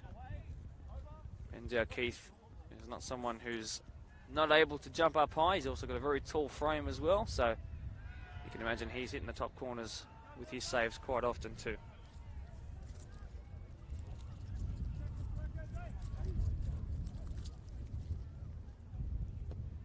Going into this game, workers were a bit worried that they might have dropped off, knowing that they had secured their finals position, but, you know, were going to do it in that last finals position, in 5th. Had a 4-1 loss to Quakers in the match of the round, a 3-1 loss to Ponds that really sort of cemented the premiership, by the way. But then a 5-0 over Flaney to end the season, ended it in the right way. Then that 1-0 win over Marion come the knockout games, and then last week 3-2 in Pens over Quakers after it was 1-1. At full-time, I should say. So they've hit their best stride, beating the big boys when it counts. They've also been something of a bogey team to Marion this year. They've been unable to beat them. Marion, although, of course, like I said, in the Cotton Cup final. Interestingly, though, as Prospect go and take the lead behind us, so 2-1 to Prospect boys.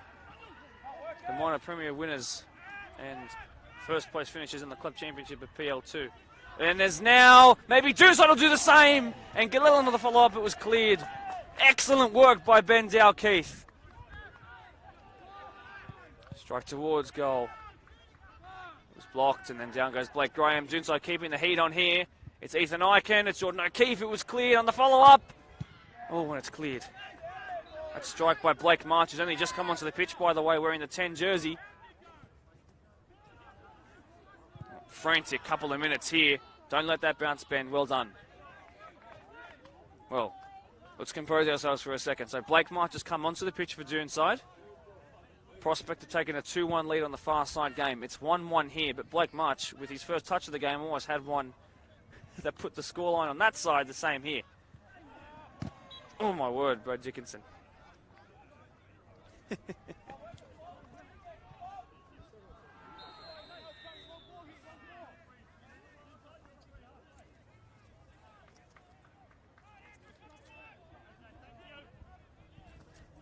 Like I mentioned, they come into the game last week, Doonside, 8 games in a row they had won. Not just been undefeated, but they had won. Of course, the 2-1 loss to Ponds last week, putting them into this fixture here. That's a very good looking ball. And it just goes out for a goal kick. It's getting to that point in the game where it's time for your little history lesson.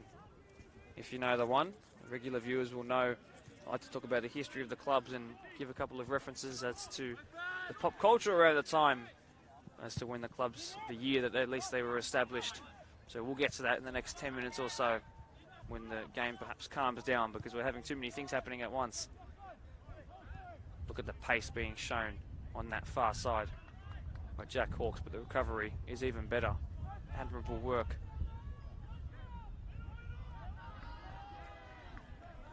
Mabry, who lost it out after having won it back.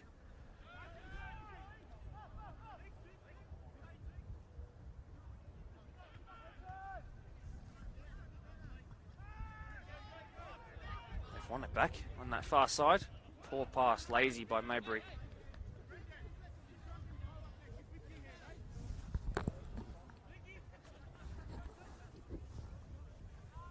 So in medium to long distance, and it's come towards Chris Wicks, and he's passed his man, who recovered really well in the end. Maybe a hint of just being a borderline foul. Don't let that bounce to Castro, though. He rose really well to meet it.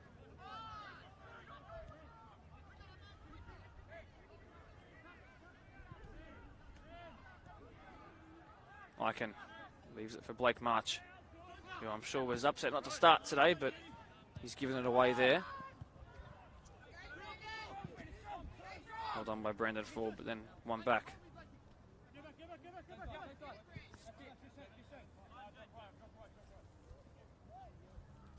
Jordan Hannon, good work there in winning that back on the captain of Workers. Long ball by Zwereb in the direction of Ethan Eichen, who scored plenty of goals in recent weeks after having a bit of a dry spell in the start and middle of the season, which actually came to its end in a reserve grade match before the match of the round between Rivo and Doonside, and then he went from there in about that middle area of the season to just go on and score the 12 goals that he's got this year. Wicks goes back into his own half before progressing it into the attack. Oh, and just past the right outstretched boot of Blake Maybury, and he knows that could have been something there.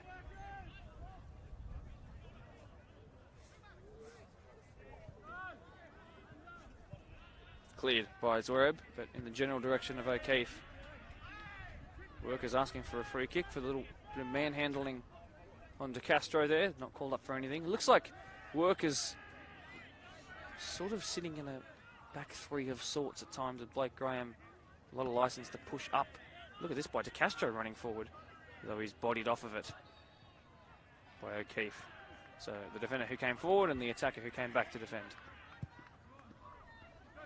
Long ball football at the moment. It's been allowed to bounce, and Wicks, he's got a lot of work to do to get past two oppressors and a goalkeeper. He's got support coming in on the inside. It's cleared convincingly.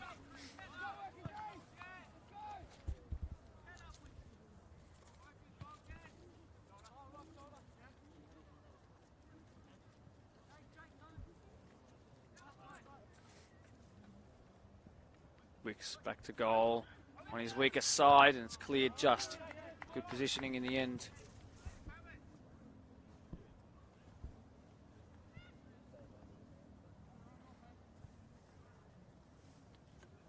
Pressure mounting here. Into the box with a long throw. But a free kick called up. On the brink of 70 minutes now. 20 left to go, and at the moment it's going to extra time. So we haven't had Workers on a match of their own in a long time, so I'll start you a little history lesson with them, by the way, in the coming minutes. As Kupreshin heads it back to his keeper. I'm not sure if he was necessarily intending to do that when he went for it, but it's worked out really well. So they're established in the year of 1968. It's the same as Quakers Hill Juniors, by the way, who they beat last week. You might remember, because of the year before the moon landing happened. Last year they raised $15,000 in a charity fundraising event, which is a really, really good thing for them as Blake March comes forward. Daniel Alessi is there too. Alessi's still there. Big slide in there. Dickinson did really well to stick a foot out and win that. And then McDougall now. And there's space for him to drive into. That's so poor though. Real wasted opportunity there. What is happening here? They're hugging and kissing off the ball. There's still some hugging and kissing off the ball. Player's going to be called up as Workers were literally in position to have a shot. What's happening here?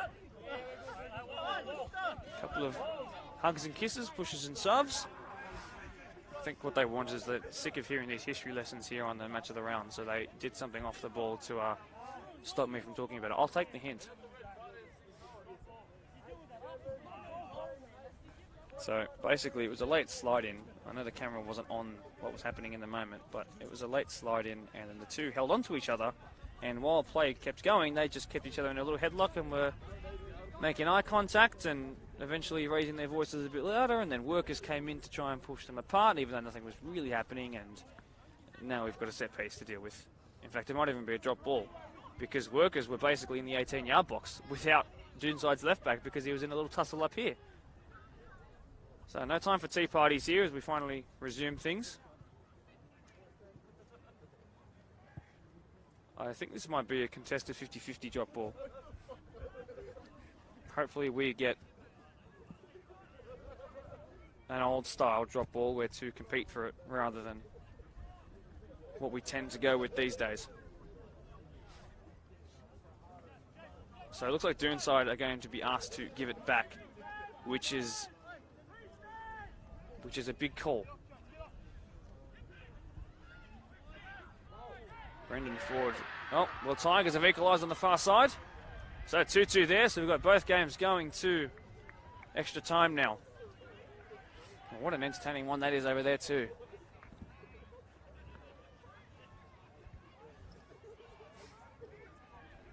Having finished in first place, Prospects have done what they wanted to achieve, and I'm sure they'll want to make it to a grand final too. Tigers doing everything they can to reprimand themselves from their slightly poorer ends of the season.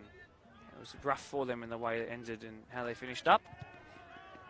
As they come forward here again, but Danny Bouzis claims it. Right, back to our game. So a drop ball, and then another drop ball, and we've got a throw in.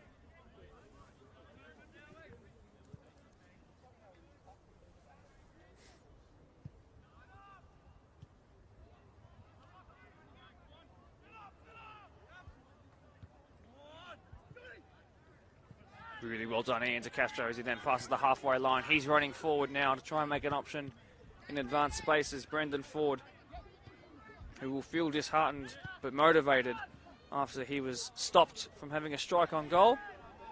Alessi wins it back. How many times have we said that this year? O'Keefe asks far too much of his striker.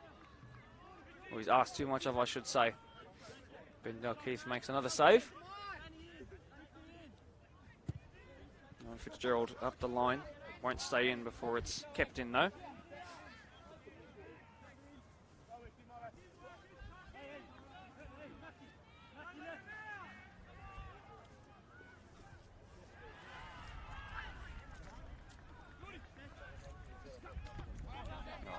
Big coming together there, but perfectly legal. This is a really hotly contested game of football, as physical as it comes.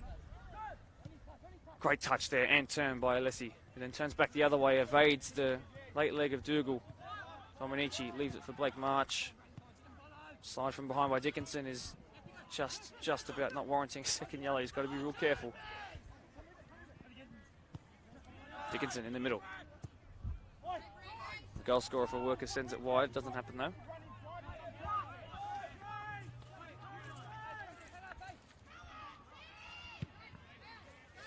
Well clear of the halfway line. Do not let that bounce. Well done Ian De Castro. He knows the drill. Now forward they come. Much more open second half of football here as we're into the last 15 minutes or so now. Still extra time to come in both games here tonight at Hannah Reserve. Kupeshinen being closed down by Jordan Hannon. Really well done by Jordan Hannon. That's the work rate of a fullback. And then he's given away a free kick though.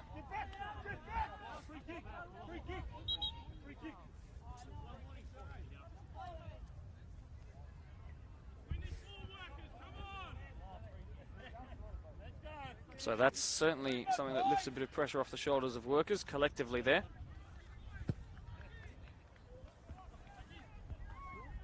Wicks is going to come away with a loose ball. Tries to shift it inside. McDougall is there and just tackled away by the captain's Wereb. Dickinson's asked a lot of his Blake Mabry in the 7 jersey there. Oh, and a poor clearance. Wicks jumps high. The keeper does too and it's cleared. No one on the follow-up. Wicks was left all alone in the centre of the park. Unbelievably, as if no one was following that in. So in taken quickly. Doonside looking a little flustered at the back. Good technique on that ball. A little shallow though for a first-time header at goal. It's been cleared. Cleared into the centre of the park. O'Keefe and Blake Ford come together. It's Workers who come away with it though.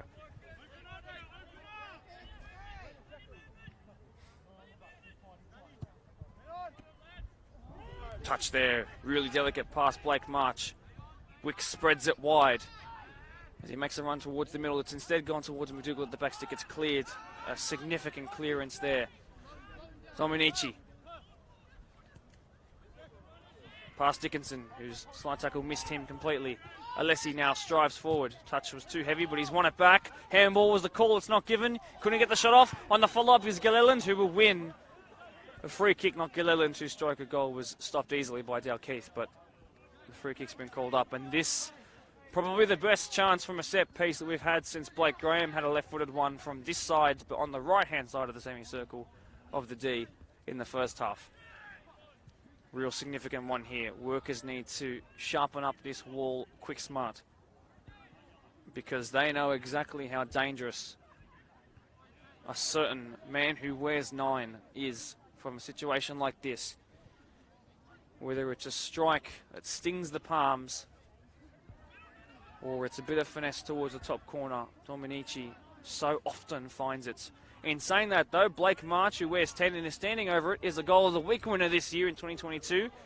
A Blacktown Football Park free kick against Polonia in a 6-0 rout was one that warranted the LJ Hooker Blacktown Goal of the Week award to his name for, I think, week 4 it was. It is Blake March who's been subbed on, and he's going to take this here. Blake March could make himself a hero. Can go through the wall though on the follow-up though. Great sliding determination, is real brave. Second time of asking, and it goes wide. Like a sigh of relief collectively from Workers.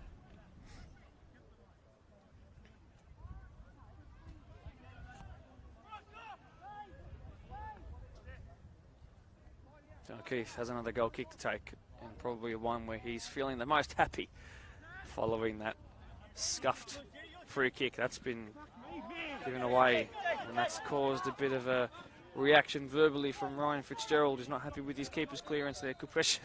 And says to his keeper, you just do this calmly now this time, don't slip over.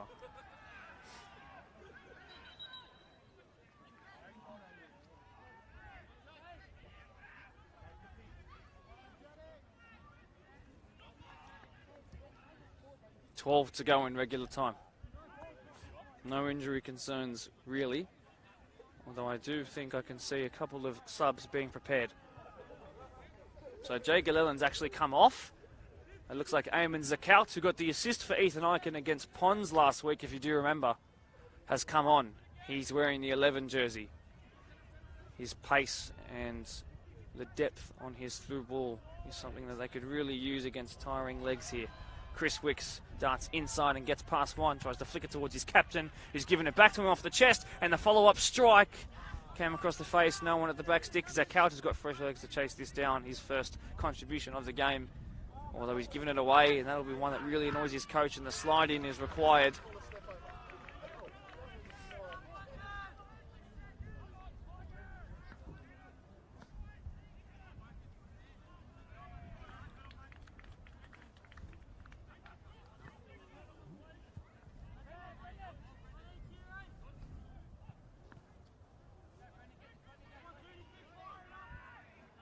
Well, like we said right at the start of the second half, and now with just 10 minutes to go in it, it's an in-swinging ball from this corner flag that resulted in the first goal of the day. One hand raised. What's going to happen this time? Good-looking ball. Wicks flicks it on. It's cleared by Blake March, though. It's come out here. The poor touch has stopped anything that Workers were trying to do. They've won it back with a bit of determination here. That ball wayward in its direction, though. Apologies for the wind that's obviously coming through the mic at the moment. I'll try and put my back towards it, which means I'll be craning my neck to watch this goal kick, but it's the things I do for you guys.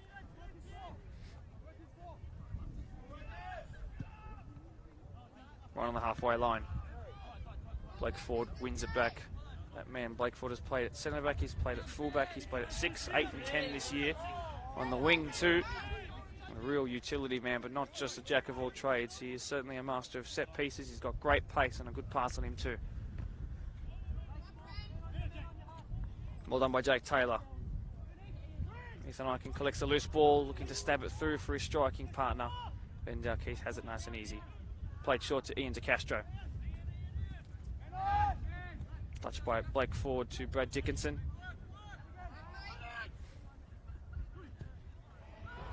One back, and here comes the captain, Brendan Ford, who found the winner against Marion in the regular season, if you remember.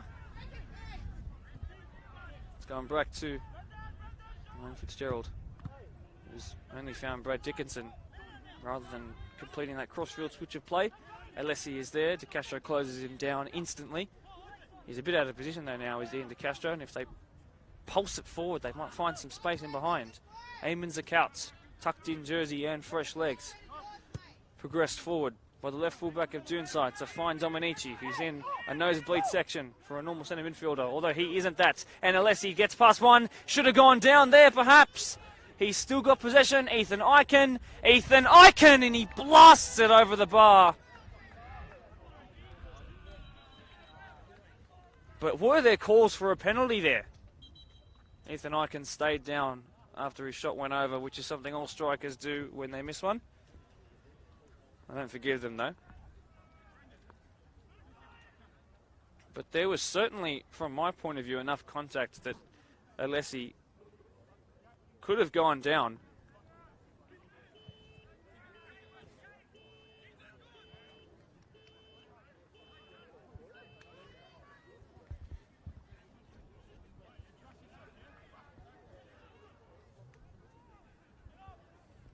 Decisions. Big ones to make too. Thankfully, Eichen is back to his feet and hopefully back to his best. But he'll be really disappointed with that there. Lots of power though. Well, it looks like we might be destined for extra time once again.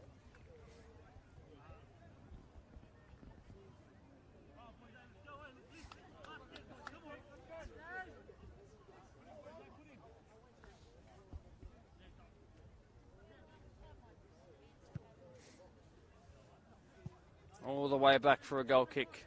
So there will be certainly some time added on before we hit the end of the second half. And of course, finals football means that we'll be going to extra time if need be. It's 10 minutes either way, no golden goal. And if 110 minutes doesn't separate us, penalties it will be. Chris Wicks uses his back brilliantly there. Was it enough to warrant a free kick? No. Zach out. Touch to find Hannon. Good pressure and trying to recover. How's the sliding challenge? Really well timed. And the second one, even better. And he wins the throw-in too.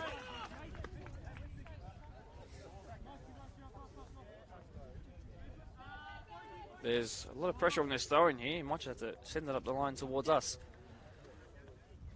Zakout, who rose highest despite only being about 5'7". Workers have got it back though. Wicks, he's got space to his left. He had to play to his left. He tries to burst through himself. Puts his arm around one defender and he warrants a free kick. But Chris Wicks had to put his head up and look to his left. He had to. And you can see Maybury is cutting onions on the left-hand side of the pitch. He's even received a yellow card. Not sure if it was for the free kick he's given away in trying to get to the ball first, but perhaps for what he said afterwards. But he had to look up. Surely. I saw him look at Blake Maybury and then not pass to him.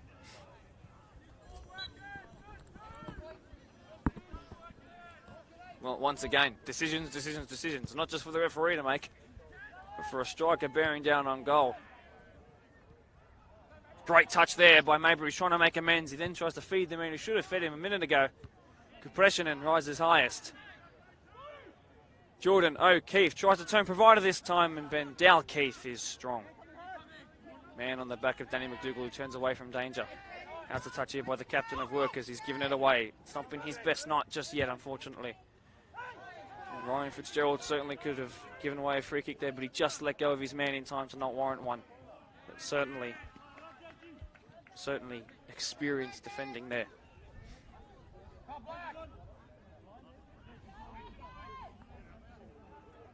It's back in play. Ryan Fitzy. Back to Kupashanin, who sends it forward. McDougall gets it under control with his stronger left foot. Out of position now as one of the Workers centre-backs in Jake Taylor, and Chris Wicks wasn't found in behind. Maybury's trying to make that run now. It's sent towards the middle. Chris Wicks is there, gets it past one. Sends it into the middle towards Brad Dickinson. That's not his best pass though.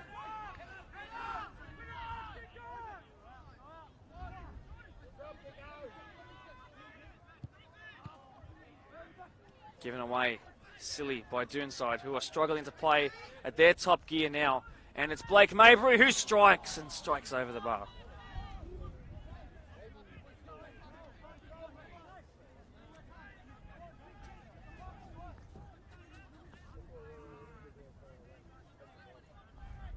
A reminder, both games around the grounds happening tonight, destined for extra time.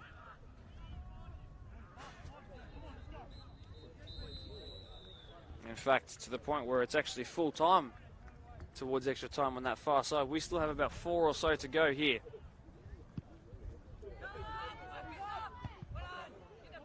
Ford wins that. Branton, that is. Now Blake. Can Brandon Ford keep that in? He does so with his left foot.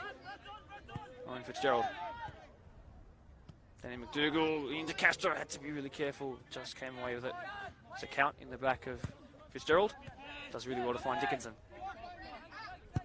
That's a much better looking pass than the one he previously played. Although it's forced Mabry back a little bit. He's turned well past his man, who's definitely fouling him there. Slide in has missed him, and while he's tried to play advantage, advantage could be played no more. So, from right dead smack middle of the pitch, as well as in the middle of the semicircle and D, they have a free pick. Okay. Standing over it, Ford, McDougall, right footer and left footer. There's a 1, 2, 3, 4, 5-man wall. Now 4. Struck, I think it's said by Mabry, forgive me, not Ford. And I'm going to have to recycle it here. Second phase play coming in. Wicks doesn't rise highest. It's been cleared. It's well done by Hannon. Zakout turns away from the danger initially, then gets past his man and is taken out heinously. There'll be yellow. It's really well done by Zakout though. Man of Palestinian descent is Ayman. He's got the assist to seal a second goal, which turned out to be the one that solidified it in the last game of the regular season of the Deploy PL1. Sent it through for Ethan Eichen. Well, it's going to be the end of the road for one of these two teams here tonight, but they've performed in a way that's been really entertaining. Not necessarily from the style of football. There's been plenty of long balls played, but the manner in which they've gone into each tackle, both sides, from the very first whistle, and it will be to the last, whenever that last whistle is of the day, has been really admirable. Long ball towards Eichen. Eichen, still Eichen, might get the strike off. It's hit someone in the head in trying to block it, but calls were for handball instead. Zakout tries to do what he did last week in assisting the equaliser. Big shoulder to shoulder there between De Castro and Hannon. But was there a handball in there? It happened way too fast for me to see too many bodies in the area too. Well, talking points. I can feel a winner coming here in normal time, you know. I don't think either of these two want to go into 110 minutes when they have to face one of the hardest running teams in Ponds next week. We will see. Have to be really careful with this throw in. They've gone long. McDougall won it. Wixie is there. And that'll be another yellow card. Jake Taylor. Another heinous one there. So, having not had a yellow card since the first 20 minutes of the game, we've now had 2 in quick succession here.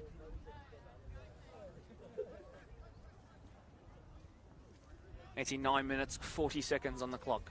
We are into borrowed time very, very soon.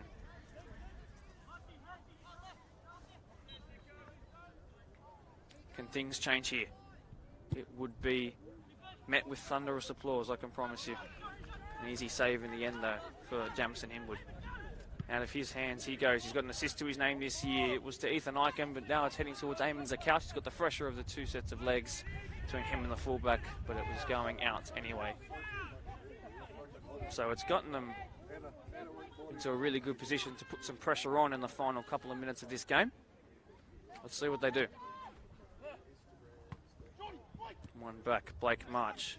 Dominici sliding on in. From the number 9 to the number 10 to the number 11. Doonside still have it. It's back with the 10. Blake March has done really well. Good pressure in. Comes in there. O'Keefe tries to turn. He holds it up really well. They don't want to slide in too much, and they've cleared it. Just held on too long. And now, could something form here on the counter-attack? Mabry. Too much.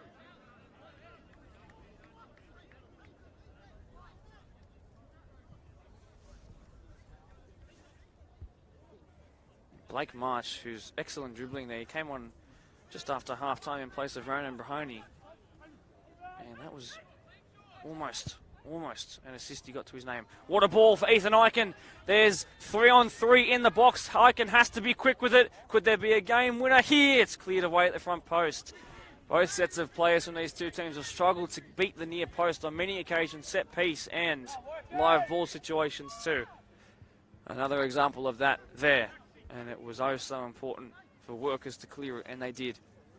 Every number back, Chris Wicks on the edge of the box is the furthest forward, believe it or not. 1-2 back. And the one who is in position to shoot, if it does come to him, is Kyle Dominici. That's gone towards the back stick. Ben Dalkey thought about it. It's come up and it's a scuffle in the box. Look to strike it towards goal. Nothing's been called here. The whistle was from the far side game. Maybury with a good slide in there by Hawks. He's going to come forward himself now. There's players down in the box for Doonside.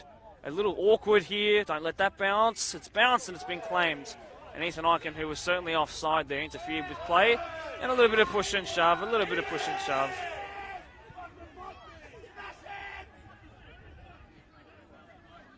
Well, there is serious feeling and meaning behind this. These two teams desperately want to get into the final. Ben Dalkeith and Ethan Eichen exchanging phone numbers there before they had to be separated.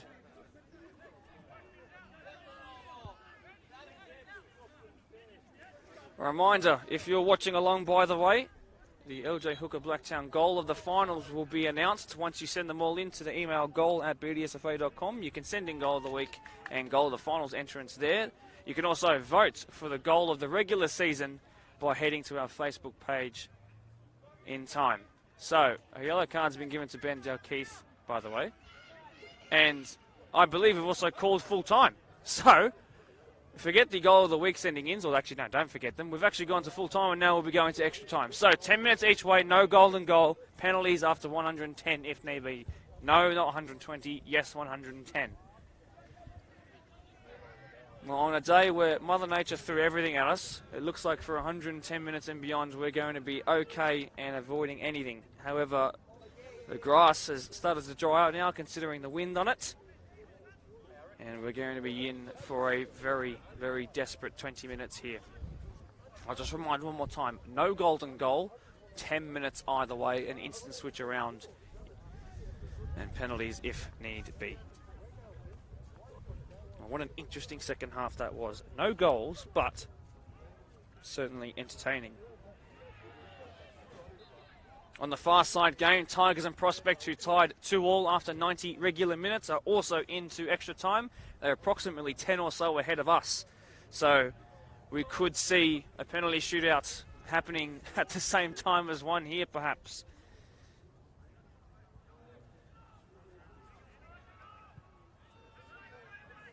Good to see as well. We're close to 150 viewers across our YouTube and Facebook streams, which is fantastic. It's great to see so many people tuning in to some of the best community football you'll find in the world. I'm surprised at how much time we've gotten for the interlude here. I'm surprised I didn't just go straight into it, but final team talks before a half-time break in 10 minutes. This goes fast, as quick as anything. These 10 minutes absolutely zoom on by. A reminder, Doonside 2 weeks ago when they were facing Quakers, can't get my mind about me. Had to go to extra time. They did win. A Jay Gilleland in the 7 jersey strike following a Kyle Dominici belter at the keeper. Stung the palms too much of Dean Rogers, and it resulted in Quakers going behind on around the 98-minute mark. 8 minutes into that first half of extra time. If he was to come up with it again, wouldn't that be a real narrative?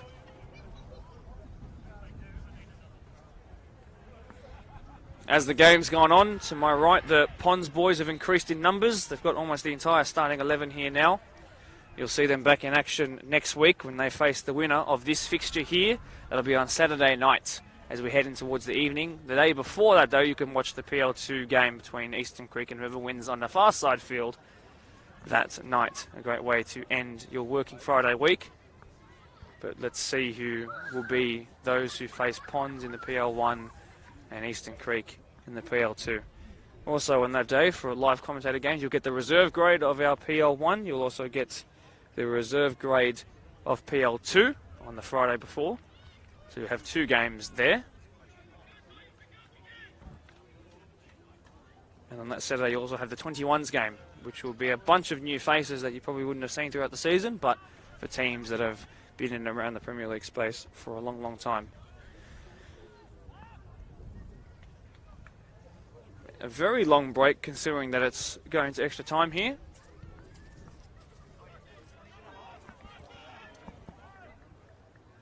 I'll try and keep you all entertained while we wait.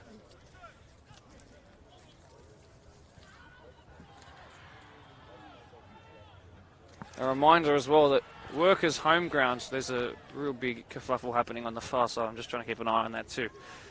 Workers' home ground, by the way, you haven't been to that since they played Quakers Juniors in a score draw there way earlier in the season. That's the game where Blake Graham hit the crossbar, as I mentioned once or twice here tonight. That game at what you can basically call a Workers' home stadium, or stadia, if you want to use the correct term. They have about a 1,000 seat little grandstand, and it comes with its own fantastic away and home change rooms and brilliant canteen run by brilliant people there, headed by Matt Brown. Jason Notley involved there too. Some of the big names from that club.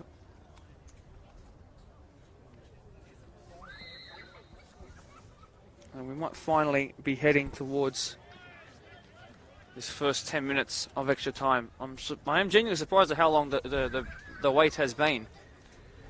I could have got a coffee at this time. Issuing an apology to anyone watching around the ground tonight who also happens to be tuning into the live stream. If you wore white shoes tonight, they won't be anymore. I've managed to plonk myself quite literally in the mud, so I've been trawling around, I think, mudded clay for the last 2 hours. And that's a real win in my books. Goodbye Air Maxes.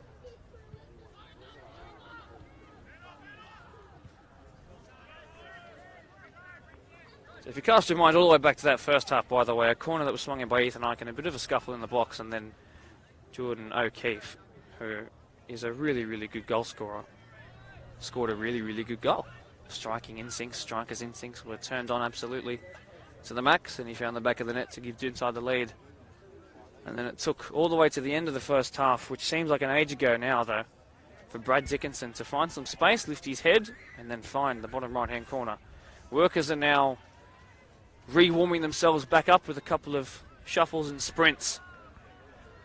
A reminder as well that Doonside, who were three-peaters from 2015 to 2017 before a sort of player mass exodus, as explained in the intro of this live stream before the kickoff, we're heading back to their first PL1 Grand Final since 2017. For Workers, though, who had an 11-year absence, somewhere between 10 and 11 years now, from the Premier League. They tried to get back in 2017, didn't happen. We're finally allowed back in 2018, and took 1 year to get back up from PL2 to 1. And in that time, they formed this wonderful team. Like I said in the intro as well, a big off-season sort of transfer window, if you can call it that unofficially, with inverted commas on either side of it. A lot of players exiting Rivers and Schofield's side to come to this. So when they play, we've dubbed that the transfer derby these days. But those Riverston players, including Chris Wicks, the goalkeeper Ben Dalkeith, Dejan Kupreshanen, Izaru Matapatha, who's on the bench tonight, Danny McDougall, Lachlan Precious, many, many players. Brendan Ford and Blake Ford, two club legends after only being in the Premier League squad for 4 out of 4 of the years that they've been back in the Premier League. So that's the kind of time that we're talking about following that 10 to 11 year absence that they had.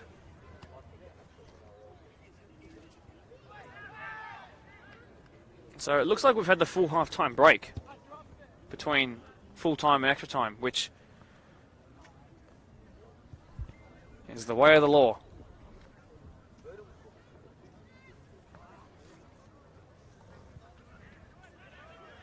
To those who have tuned in late, having come from their own games and whatever else, an apology that we are not as high as we usually are on that scissor lift. The scissor lift was not getting down here today. That's just the way it is, especially not in the rain. I'm not sure if we are aware, but surely you swap over at the end of full time going to extra time? Question mark? Yes? No?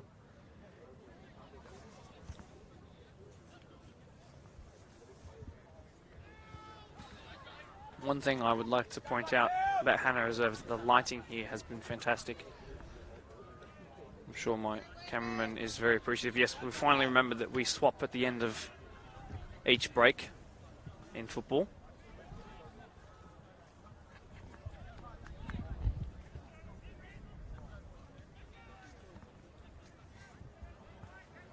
And one of these two sides are somewhere between 20 and about 40 minutes from being into a grand final. And what it means for clubs to come out to, particularly the Saturday PL grand final day, which is the busiest of any of our 5 grand final days. It's such an occasion. People are there before the sun rises to set up their tents with their club crest all over it, and the canteen is buzzing, and there's camera people, men and women everywhere, and there's music playing everywhere, and goal updates from all 6 of the grounds that will be playing active games, 7 grounds even, which includes on our synthetic. It is a really hectic day, but it's also a hugely important one to be a part of, and that Saturday in particular, which is our busiest day, obviously ends with those 3 live stream games in a row from 21s to reserves to first grade. And for either one of those sides to get there, even away from a trophy point of view, for what it does for clubs' morale and having all the players and down from Mini Roos level all the way up to come and visit on that day and watch and support their Premier League boys is a really important thing. So even outside of the trophy winning achievements that come with it, getting to the grand final is a huge thing for any club in PL if they want to really get themselves out there. And of course for young'uns who are looking, hey, I want to play at this club and be like these guys one day. Back into action we are. Extra time we are in. The game on the other side, by the way, is already into its first stoppage. McDougall in possession. Workers have started the brighter. Touch wide by Maybury is exceptional. Ball into the box. Cleared. Iken is there, who was involved in a little tussle to bring about the end of the second half.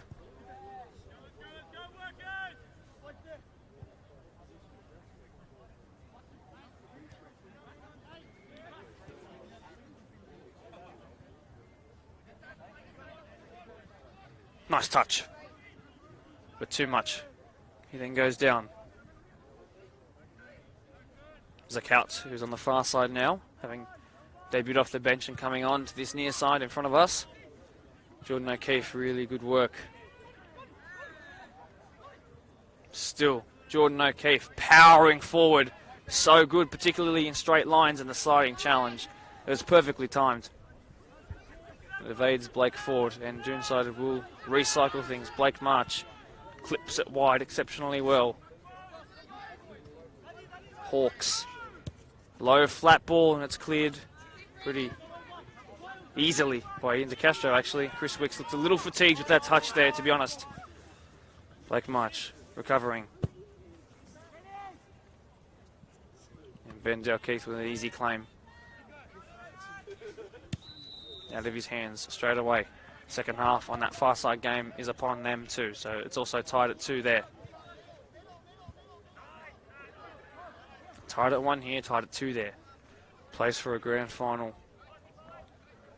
under the lights of Blacktown Football Park. Up for grabs.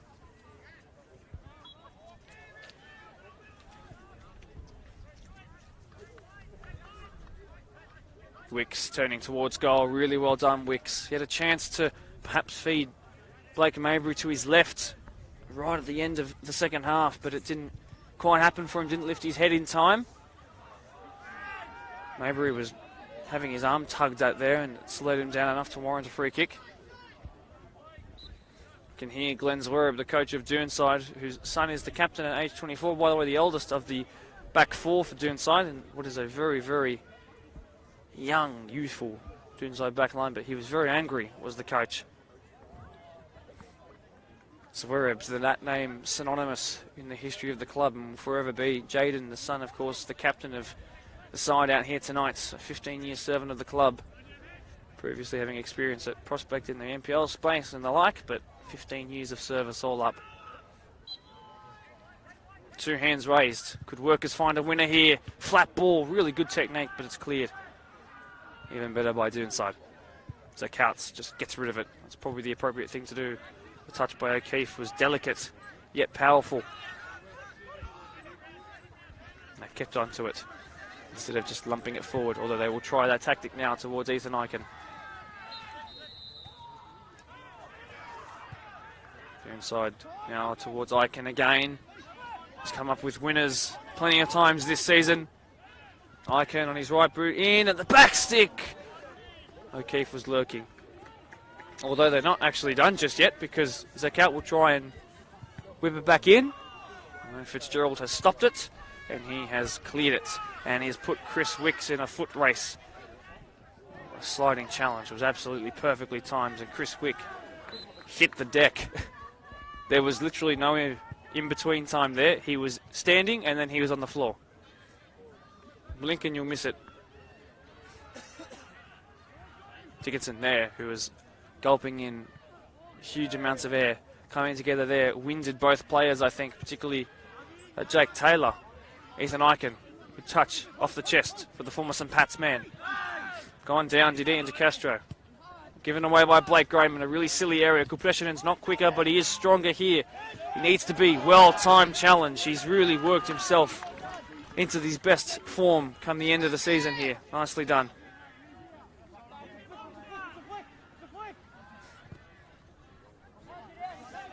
Have to be careful where they give this to. They've gone central. Dickinson is one who is good at getting it under control quickly, and they fortuitously want it back there. Zakat way too quick though, and Doonside will put the pressure on again. They're actually running out of time though. We're only already halfway through this first bit here. Kept simple by Blake Ford.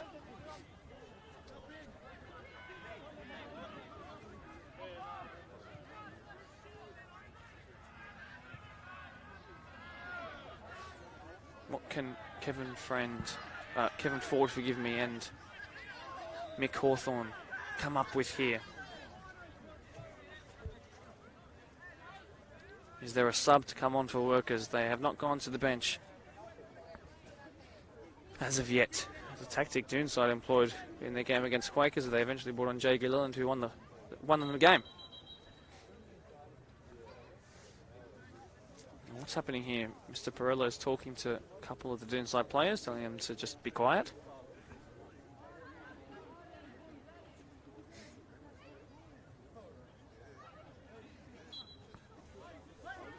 Tina might come towards the back stick. Oh, the captain! Oh, no. Oh, with maybe the clearest chance in about 50 minutes of football. Unfortunately, Brandon Ford's not one who practices getting his noggin on the end of it, unfortunately. And he was left completely unmarked. At the back stick as well was Blake Graham.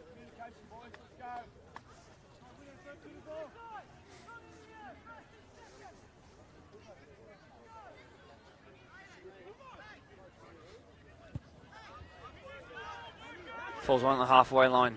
Blake March misses it, but Jordan O'Keefe comes away with it. Ethan Eichen with a chance to put his side in front again. Ben Dow Keith.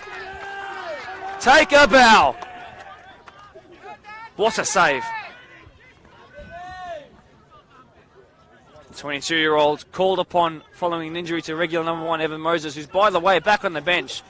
And he's still maintained his position. And you know what? That's why. Expertly done. Made himself big and did the job. Ethan Eichen, head and hands though.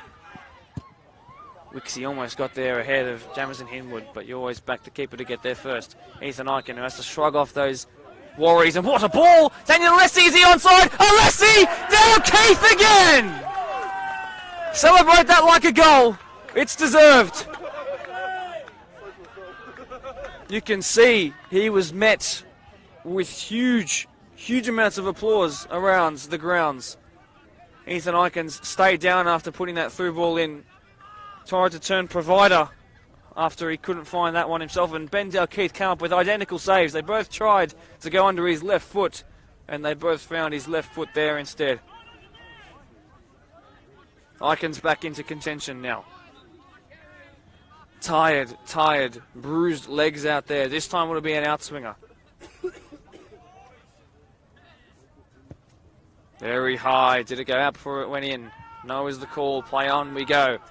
Cleared by Fitzgerald. Wixie is there. Asking a lot of Maybury, though, to read the direction of that. It's come straight to the captain, who had the most recent chance for Workers. Really silly way to give it away. And now Iken, who strikes it. And I thought it might have come to Jordan O'Keefe, and it didn't. But another moment there where Doonside will watch this back. And if they don't win here tonight, they'll be wondering. Well, 3 chances, 3 clear-cut chances, much like in the first half, and we didn't take them. They were the second top scoring team in the league, 1 behind that of Ponds, who finished in first. But they've not been able to take their chances too easily in these finals games. 1 goal, and 1 goal here tonight. That ball very good towards O'Keefe. It bounces once, it bounces twice, 3 times, and it rolls eventually into the hands of Ben Dalkeith. Technically, after that, makes another save there.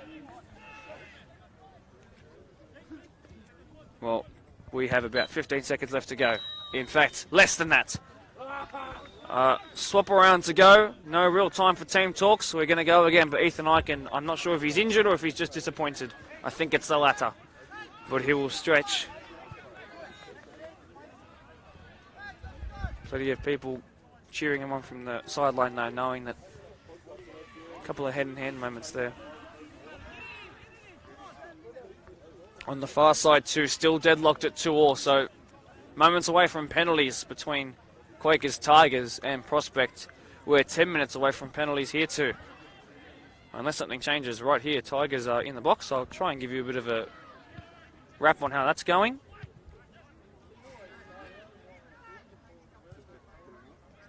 Dangerous ball, very dangerous ball, and picked up by Danny Bouzis, one of the top goal scorers in Prospect's reserve grade side, and also their goalkeeper for firsts. Prospect try and come, in fact, I should say Prospect, considering their average squad age going to extra time, is probably the least best thing for them. I can see that the entire of Prospects came out to watch their game and is applauding or jeering every decision made.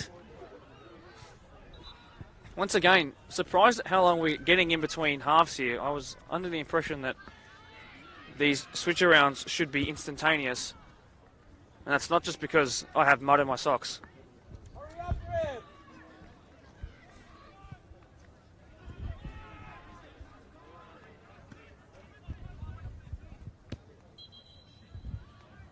Well, if you're a coach and you're watching along, how long do you wait when you're in finals football before you start writing up who your 5 penalty takers are?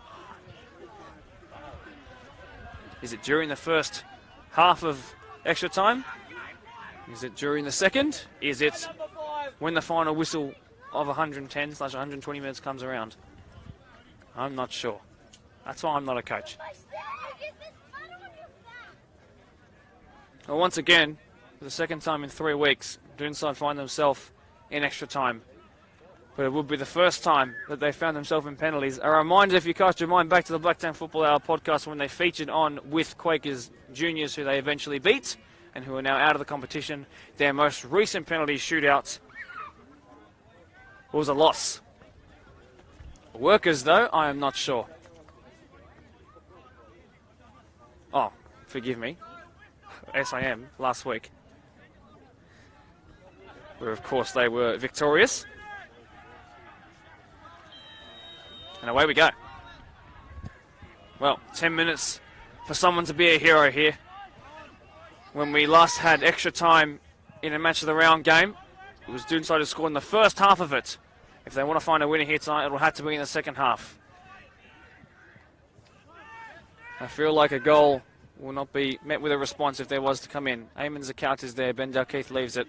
After keeping his team in it, Ben Dalkeith, he's got to be happy with his performance, whether it goes his way or not tonight, and if it stays without any calamitous errors before the end. He's had a great game, and it's been a real good story with him and how he's come into the side and how it's made. He's made it his own in his time. Really, really impressed by the 22-year-old keeper, who's got plenty of years at the top. Good pressure and finds touch. Rather be safe than sorry.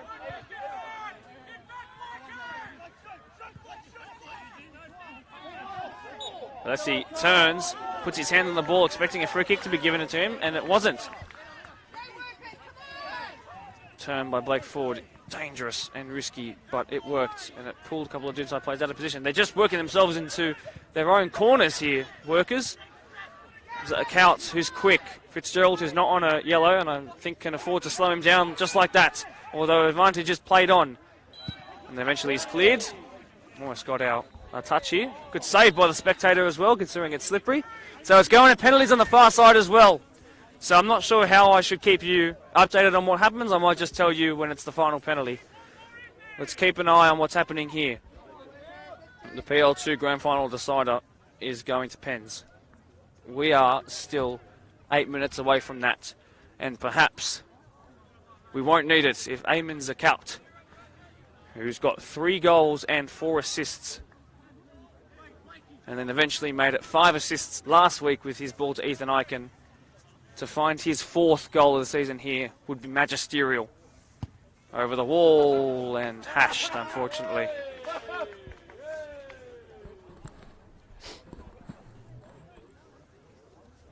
Nowhere near, unfortunately.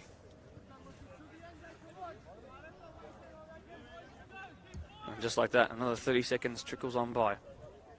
30 seconds closer to the final live ball whistle.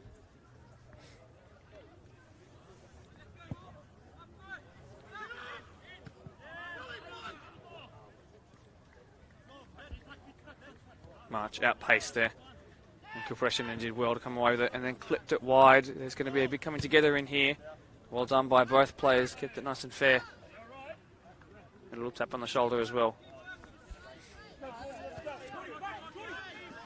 Ryan Fitzgerald. Jordan Hannon at left back is struggling. I'm not sure if it's from the contact or if he's starting to cramp up. Dominici, who's looking like he's just come off the bench, to be honest. Look at the pace on his turn there. That Paul, though, a little bit fatigued. Commentator's curse. It always happens at least once a game. Call from Jordan O'Keefe. The only goal scorer in Doonside colours today is to step up and put some pressure on.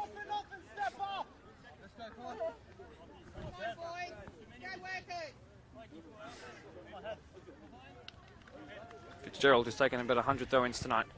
It megs through Dominici, and it's cleared. You can expect a couple of clearances into row Z. I think both teams are pretty okay with this going to pens, I'm not going to lie. That's the kind of vibe I'm getting. Probably more because I don't want to lose rather than a lack of desire to win. It's going to go into touch, I do believe. It's bounced once, it stayed in. It's a good pass in the end. Itzy goes forward. Sweareb puts it back to his keeper. It's bobbled once. I'm sure that would have put him off for just a split second, but he adjusted well. Fitzy wins it back after starting that attack there. Gives it away. That's certainly a fatigued pass. Can he keep it in? He does so. Lachlan Pressure's coming to the pitch in the 23 jersey, so very fresh legs. Another former Rivo man.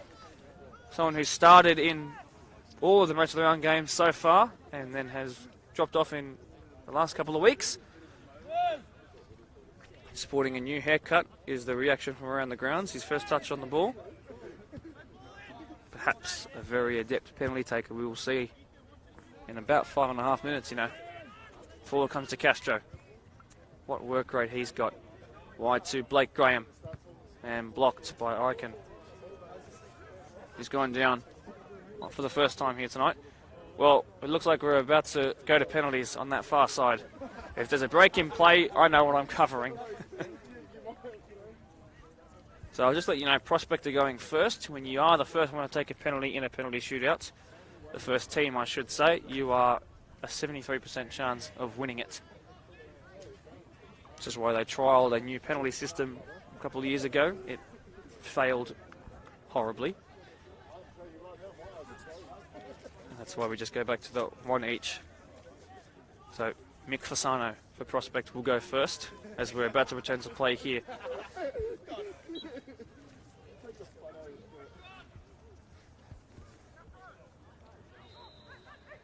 It's cleared. Plenty of time as Prospect go one up in the pen shootout. Good pressure on the ball here. Under no real pressure. It's a very good looking ball though, his best of the entire afternoon. Did it warrant a handball? It did, and that's got to hurt the workers contingent.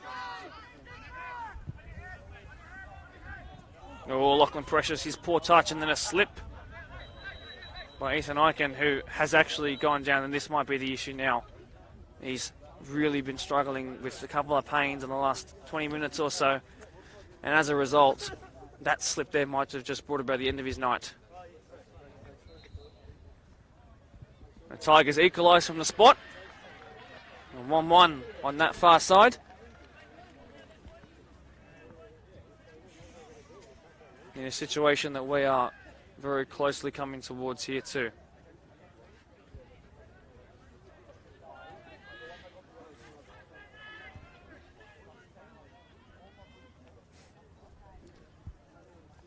Ben Marsh, who could touch the crossbar with his shoulders if he jumps at about 50% of what he can jump to.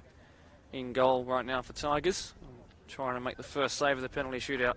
Ethan Eichen, though, is still down, by the way. We're going to have a significant delay here. I think Ethan Eichen just wants to watch the penalty shootout too. His Prospect also score theirs. And you can hear the applause from all this way away too. Eichen's still down, so they're going to have to change him, which is a shame because he's a very good penalty taker as well.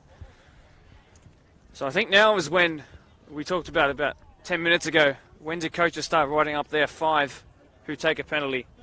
Obviously beyond 5, it's up to the players out on the pitch from there. I think it's about now that they start writing it up. So 3 penalties taken, 3 penalties scored on that far side, by the way. I do believe that's one of the Death brothers standing over it for Tigers. Scored. Bottom corner 4 times in a row. And he gestures to the crowd to jeer him on even more.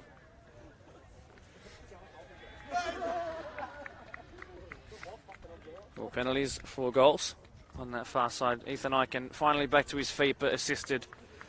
And unfortunately that's going to have to be the end of his night. So I do believe it'll either be Tek Meskele or Hassan Ali coming on. We will see in due course. Whoever of the subs said that they wanted to take a penalty, I imagine it would be them. Another penalty goes in. 3 for Prospects, 2 for Tigers, but Tigers still to take their 3rd.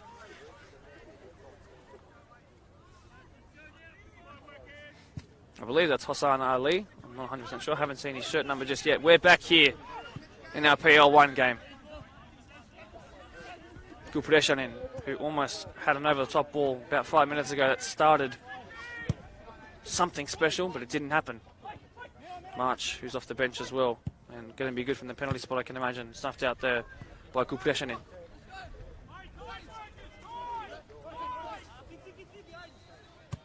Touched by Eamon Zakout. 1 back in the middle. As Tigers score their 3rd penalty. That's 6 penalties converted from 6 in our PL2 game. Zakout's here with the man on the bench, off the bench to try and receive that over the top. It didn't happen. They didn't beat the first man. And now Workers can come forward. Chris Wicks, how much pace has he still got? 110 minutes almost into the game. Still striving at defenders, Chris Wicks. They tried to take him out once. It's still Chris Wicks. He's passed 1, 2, 3, 4 and not the 5th. Good pressure in. Urge to shoot. Ronaldo chop pass. Right, it goes by Lachlan Precious. Really nice pass with good weight on it. Flipped it back towards McDougall, who is left-footed. The less said about that, the better. Well, we're at 110 minutes and 6 seconds now, which means that everything we are into is borrowed time. Prospect about to take their 4th penalty.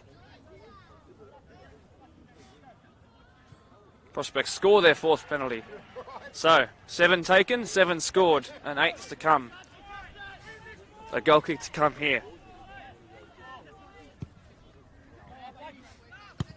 Blake Mabry is there. Chris Wicks, turn, definitely taken out. No, says the referee. Thought almost assuredly there was enough contact, but no. Alessi, this is dangerous. Well done by Dominici. Just a joy to watch past Precious, who's got fresh legs, mind you. Dominici strikes it from distance and pulls it wide. Closest he's come today. Tigers about to take their 4th penalty. And scores their 4th penalty. Perfect pen so far on the far side. So, technically it's into sudden death now, despite this being the 5th penalty.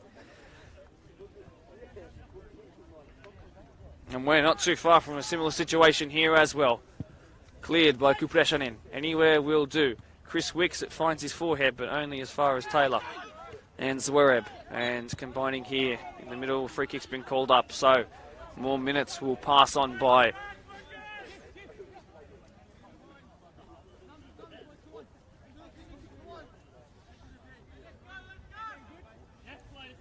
There's a real dangerous opportunity from this one, I think.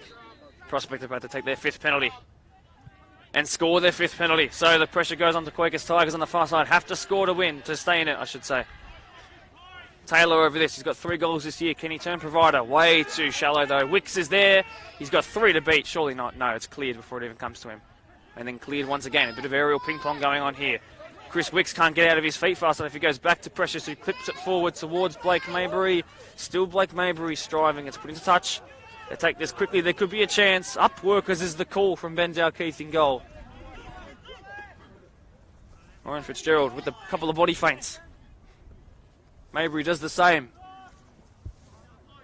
Corner to come in. Tigers about to take their 5th penalty. Missing their outs. Score and they're still in.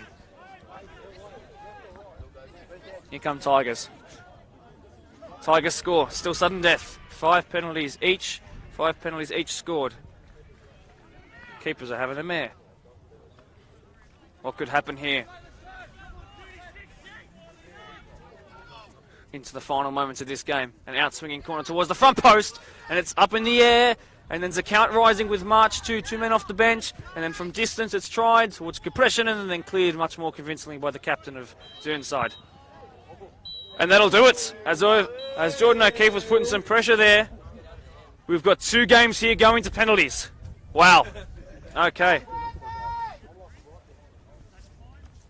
Couldn't be separated after 110 minutes. It was 1-1 after half time. As Prospect scored their 6th from 6th penalty. Jordan O'Keefe scored the first goal. Brad Dickinson then scored 1 from distance. Not many subs used at all in the game, only 2, and they were both by Doonside. And then a forced 3rd one there at the end. But wow, we are into penalties for the first time in BDSFA Match of the Round live streams. Not for the first time in finals, of course. Penalty kick out to give to you guys. But firstly, Tigers to stay in it. Tigers score. There have been 12 penalties taken in our PL2 game and 12 penalties scored. If we have something like this here too, we're going to be here till tomorrow. At least it's not raining. At least it's not raining, correct. So Jordan O'Keefe, let's go through it. Jordan O'Keefe is a very good penalty taker. Ethan Eichen is too, but he's off now for Doonside. I can imagine Kyle Dominici and Daniel Alessi will as well. Jaden Zwereb, I know he missed his most recent competitive penalty, but I'm sure he'll put his hand up here tonight, as he revealed on the Blacktown Football Hour podcast. I don't know about the rest, though, but those are the ones who will definitely put up their hand. I can imagine the captain, Brendan Ford, will. Let's look at Prospect for a second here. And another bottom corner penalty, 7 from 7. I can't believe it. I can imagine Brendan Ford will. I can imagine Chris Wicks will. I can imagine Brad Dickinson will. I can imagine Danny McDougall will. And, of course, Blake Ford, who scored 2 and missed 1 this year in the regular season, will take 1.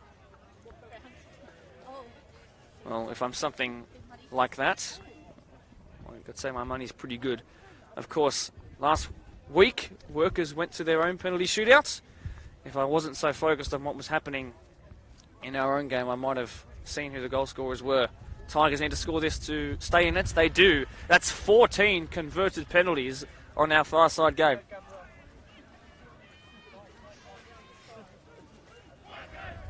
If I cast my mind back, I do believe Ryan Fitzgerald, the right back, took 1. I know Ben Dalkeith saved 2. There are 3 missed. For the life of me, though, I cannot remember the rest. Prospect taking their 8th penalty. And finally a save. Wow. So Tigers to score, and they will be into a grand final. It will sting Prospect if they are to go out here, because they did finish first, and there are some great celebrations and some fun days that come with a grand final day. But Tigers, who will feel like they were the best team in the comp for 90% of the season, that 10% is where they just dropped out. And this will do wonders for them. We're going to be taking our penalties on the right-hand side rather than like it is on the left over there. Although it would be perfect timing if that one ends as this one starts. So, who can hold their nerve here? A PL1 penalty shootout to decide who makes it to play Ponds in the grand final next week from Saturday night. It's never easy. No one ever wants it to settle like this, but somebody has to be a winner. Up first will be the number 5 for Doonside, who are going first, Jake Taylor. As the penalty is saved on the Tigers' end, and so after having 7 scored in a row for both sides, 2 misses back-to-back. Penalty madness happening everywhere. Up first is Jake Taylor. The 20-year-old, he's got 3 goals this year. One of them was against Marion, which is a big team to score against. Can he do it against the team that knocked out Marion? When I said before, when you go first, it's all important. All important here too is Prospect score the 9th penalty. Apologies for all the people walking in front of the camera. It's just the way it is. People want to watch right in front. So Jake Taylor for Doonside, standing over this first.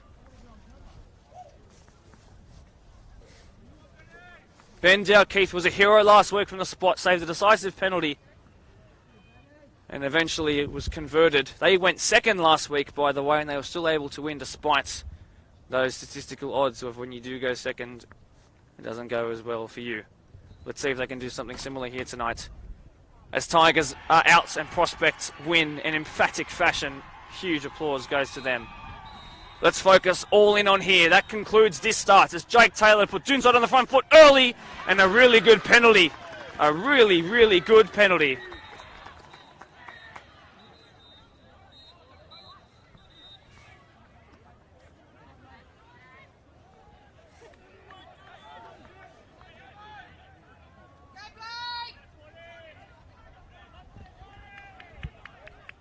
Really well done by Jake Taylor. Up steps Blake Ford. He's missed one in a match of the rounds before. He's also scored plenty in match of the rounds too from the spot.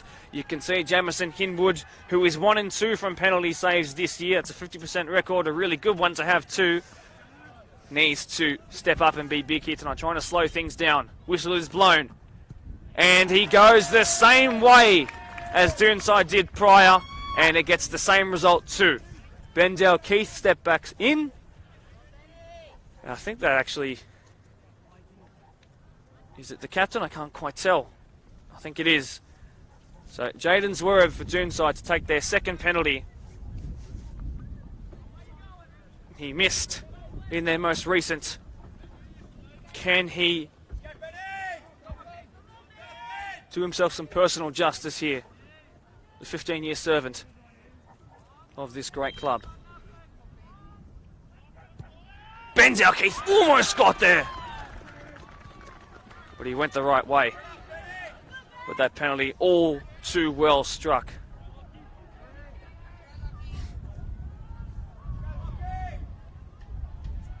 I believe that actually to not be Jaden Zwerve, it was in fact Jack Hawkes, I do believe.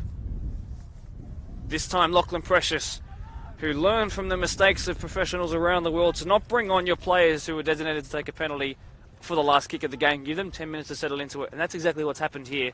He also created a couple of opportunities while he was on 2, but he's been brought on to score a penalty. Can he convert it? Lachlan Precious to make it 2-2.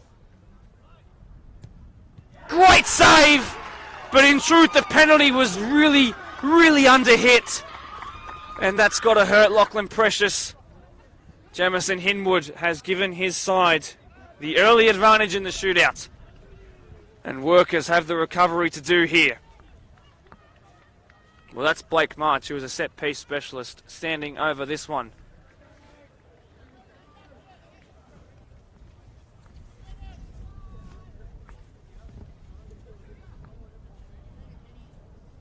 Blake Marsh, who wasn't brought on late. He was brought on with the entire second half and extra time to play, so he's well warmed up to it to give Doonside a real healthy lead in the shootout. Goes high into the left and scores. He says, if you put it that way and you miss, I'll put it that way and I'll score. So Blake Mabry to keep his side in it. If they were to go behind here, you'd almost think that the result is almost done. Blake Mabry has to score.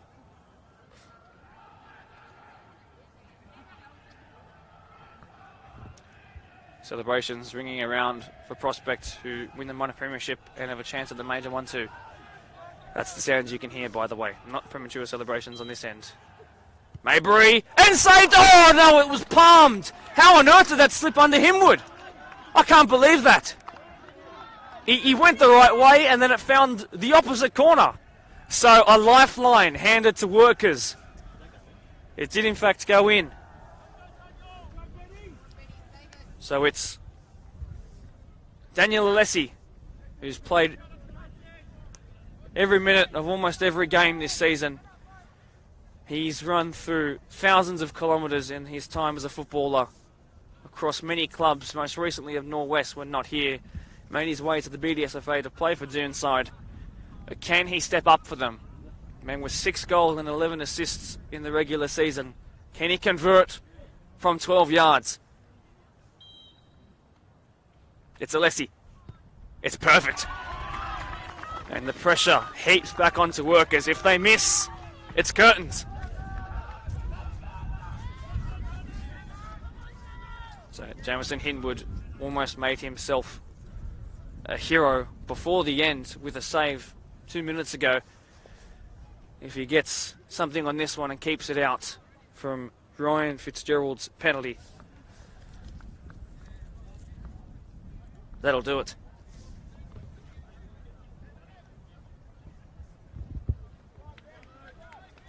Fitzgerald has to score.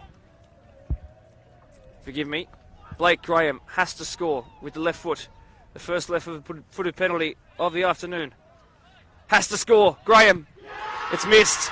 It's Doonside versus Ponds in the final. It's Jamison Himwood, the hero from the spot. And unfortunately, they couldn't do it 2 weeks in a row, Blacktown Workers. They had a fantastic end to the season. They were giant killers all around the newcomers to the comp. But unfortunately for them, from the spot, lightning doesn't strike twice. And Doonside make amends, having bowed out earlier in the 2022 year to a penalty shootout themselves. A Doonside, who have been the second best team, will face the team that finished first in what feels like homecoming in our Deploy PL1. Jordan O'Keefe, the first goal scorer of the day after Ethan Ikens near right-hand side corner. And then the equaliser from Brad Dickinson, who hit it out of nowhere, and boy did it stay hit. It stayed as a stalemate at 1-1 from the 42nd minute until the 110th. And with players going down everywhere, putting big shifts, bruised legs will be coming up tomorrow, perhaps even before the clock strikes midnight. But unfortunately for Workers, it's Doonside who held their nerve from the spot and were, in truth, heroic. They deserved it. They were 5 from 5. Ben Dalkeith couldn't repeat the heroics of last time, and Himwood perhaps even should have been in a situation where his team were winning even earlier. He got so close to that third one indeed. For Workers, they can be proud of the season they've had. A big off-season led to a really good regular season and a really good finals run in truth. They had it to do it the hard way, and commiserations go to them. They play a good style of football, and as they keep building on this with their generally young squad age, they'll be back with plenty of oomph next year. They've got years in those boots and plenty of pace in behind. But for Doonside, a chance to put the cherry on the cake of this project that they've been working on since they had to drop down following their three-peat that came to an end in 2017. They invested in youth, they looked external, they looked internal too, and the Zwerb name remains even more synonymous with this club and perhaps might even go into folklore if they can find a winner in the grand final next week. Next time you can see Premier League action will be on Friday night. Yes, Friday night. So cancel your weekend and your Friday night plans for the PL2 Grand Final, which after the penalty shootout on the far side will be between Prospect and Eastern Creek. Also a first v second in that one too. Then the next day you can watch the 21s, the reserves, and the first grade game for our PL1. I will do the first and the third because I have to have a break in the middle for the reserve grade one, so apologies for you guys if you're looking forward to that. But Will Gotsis will be your commentator there. You can also look forward to co-commentators throughout the day, some of whom who are really, really special guests. My name is Mark DePoli. Once again, commiserations to the losing teams here today, Tigers on the far side, and to Blacktown workers here. It is the cruelest way possible. Well done, Doonside. Well done, Prospect. Grand final week is around the corner. People get excited for it, and we will see you next time.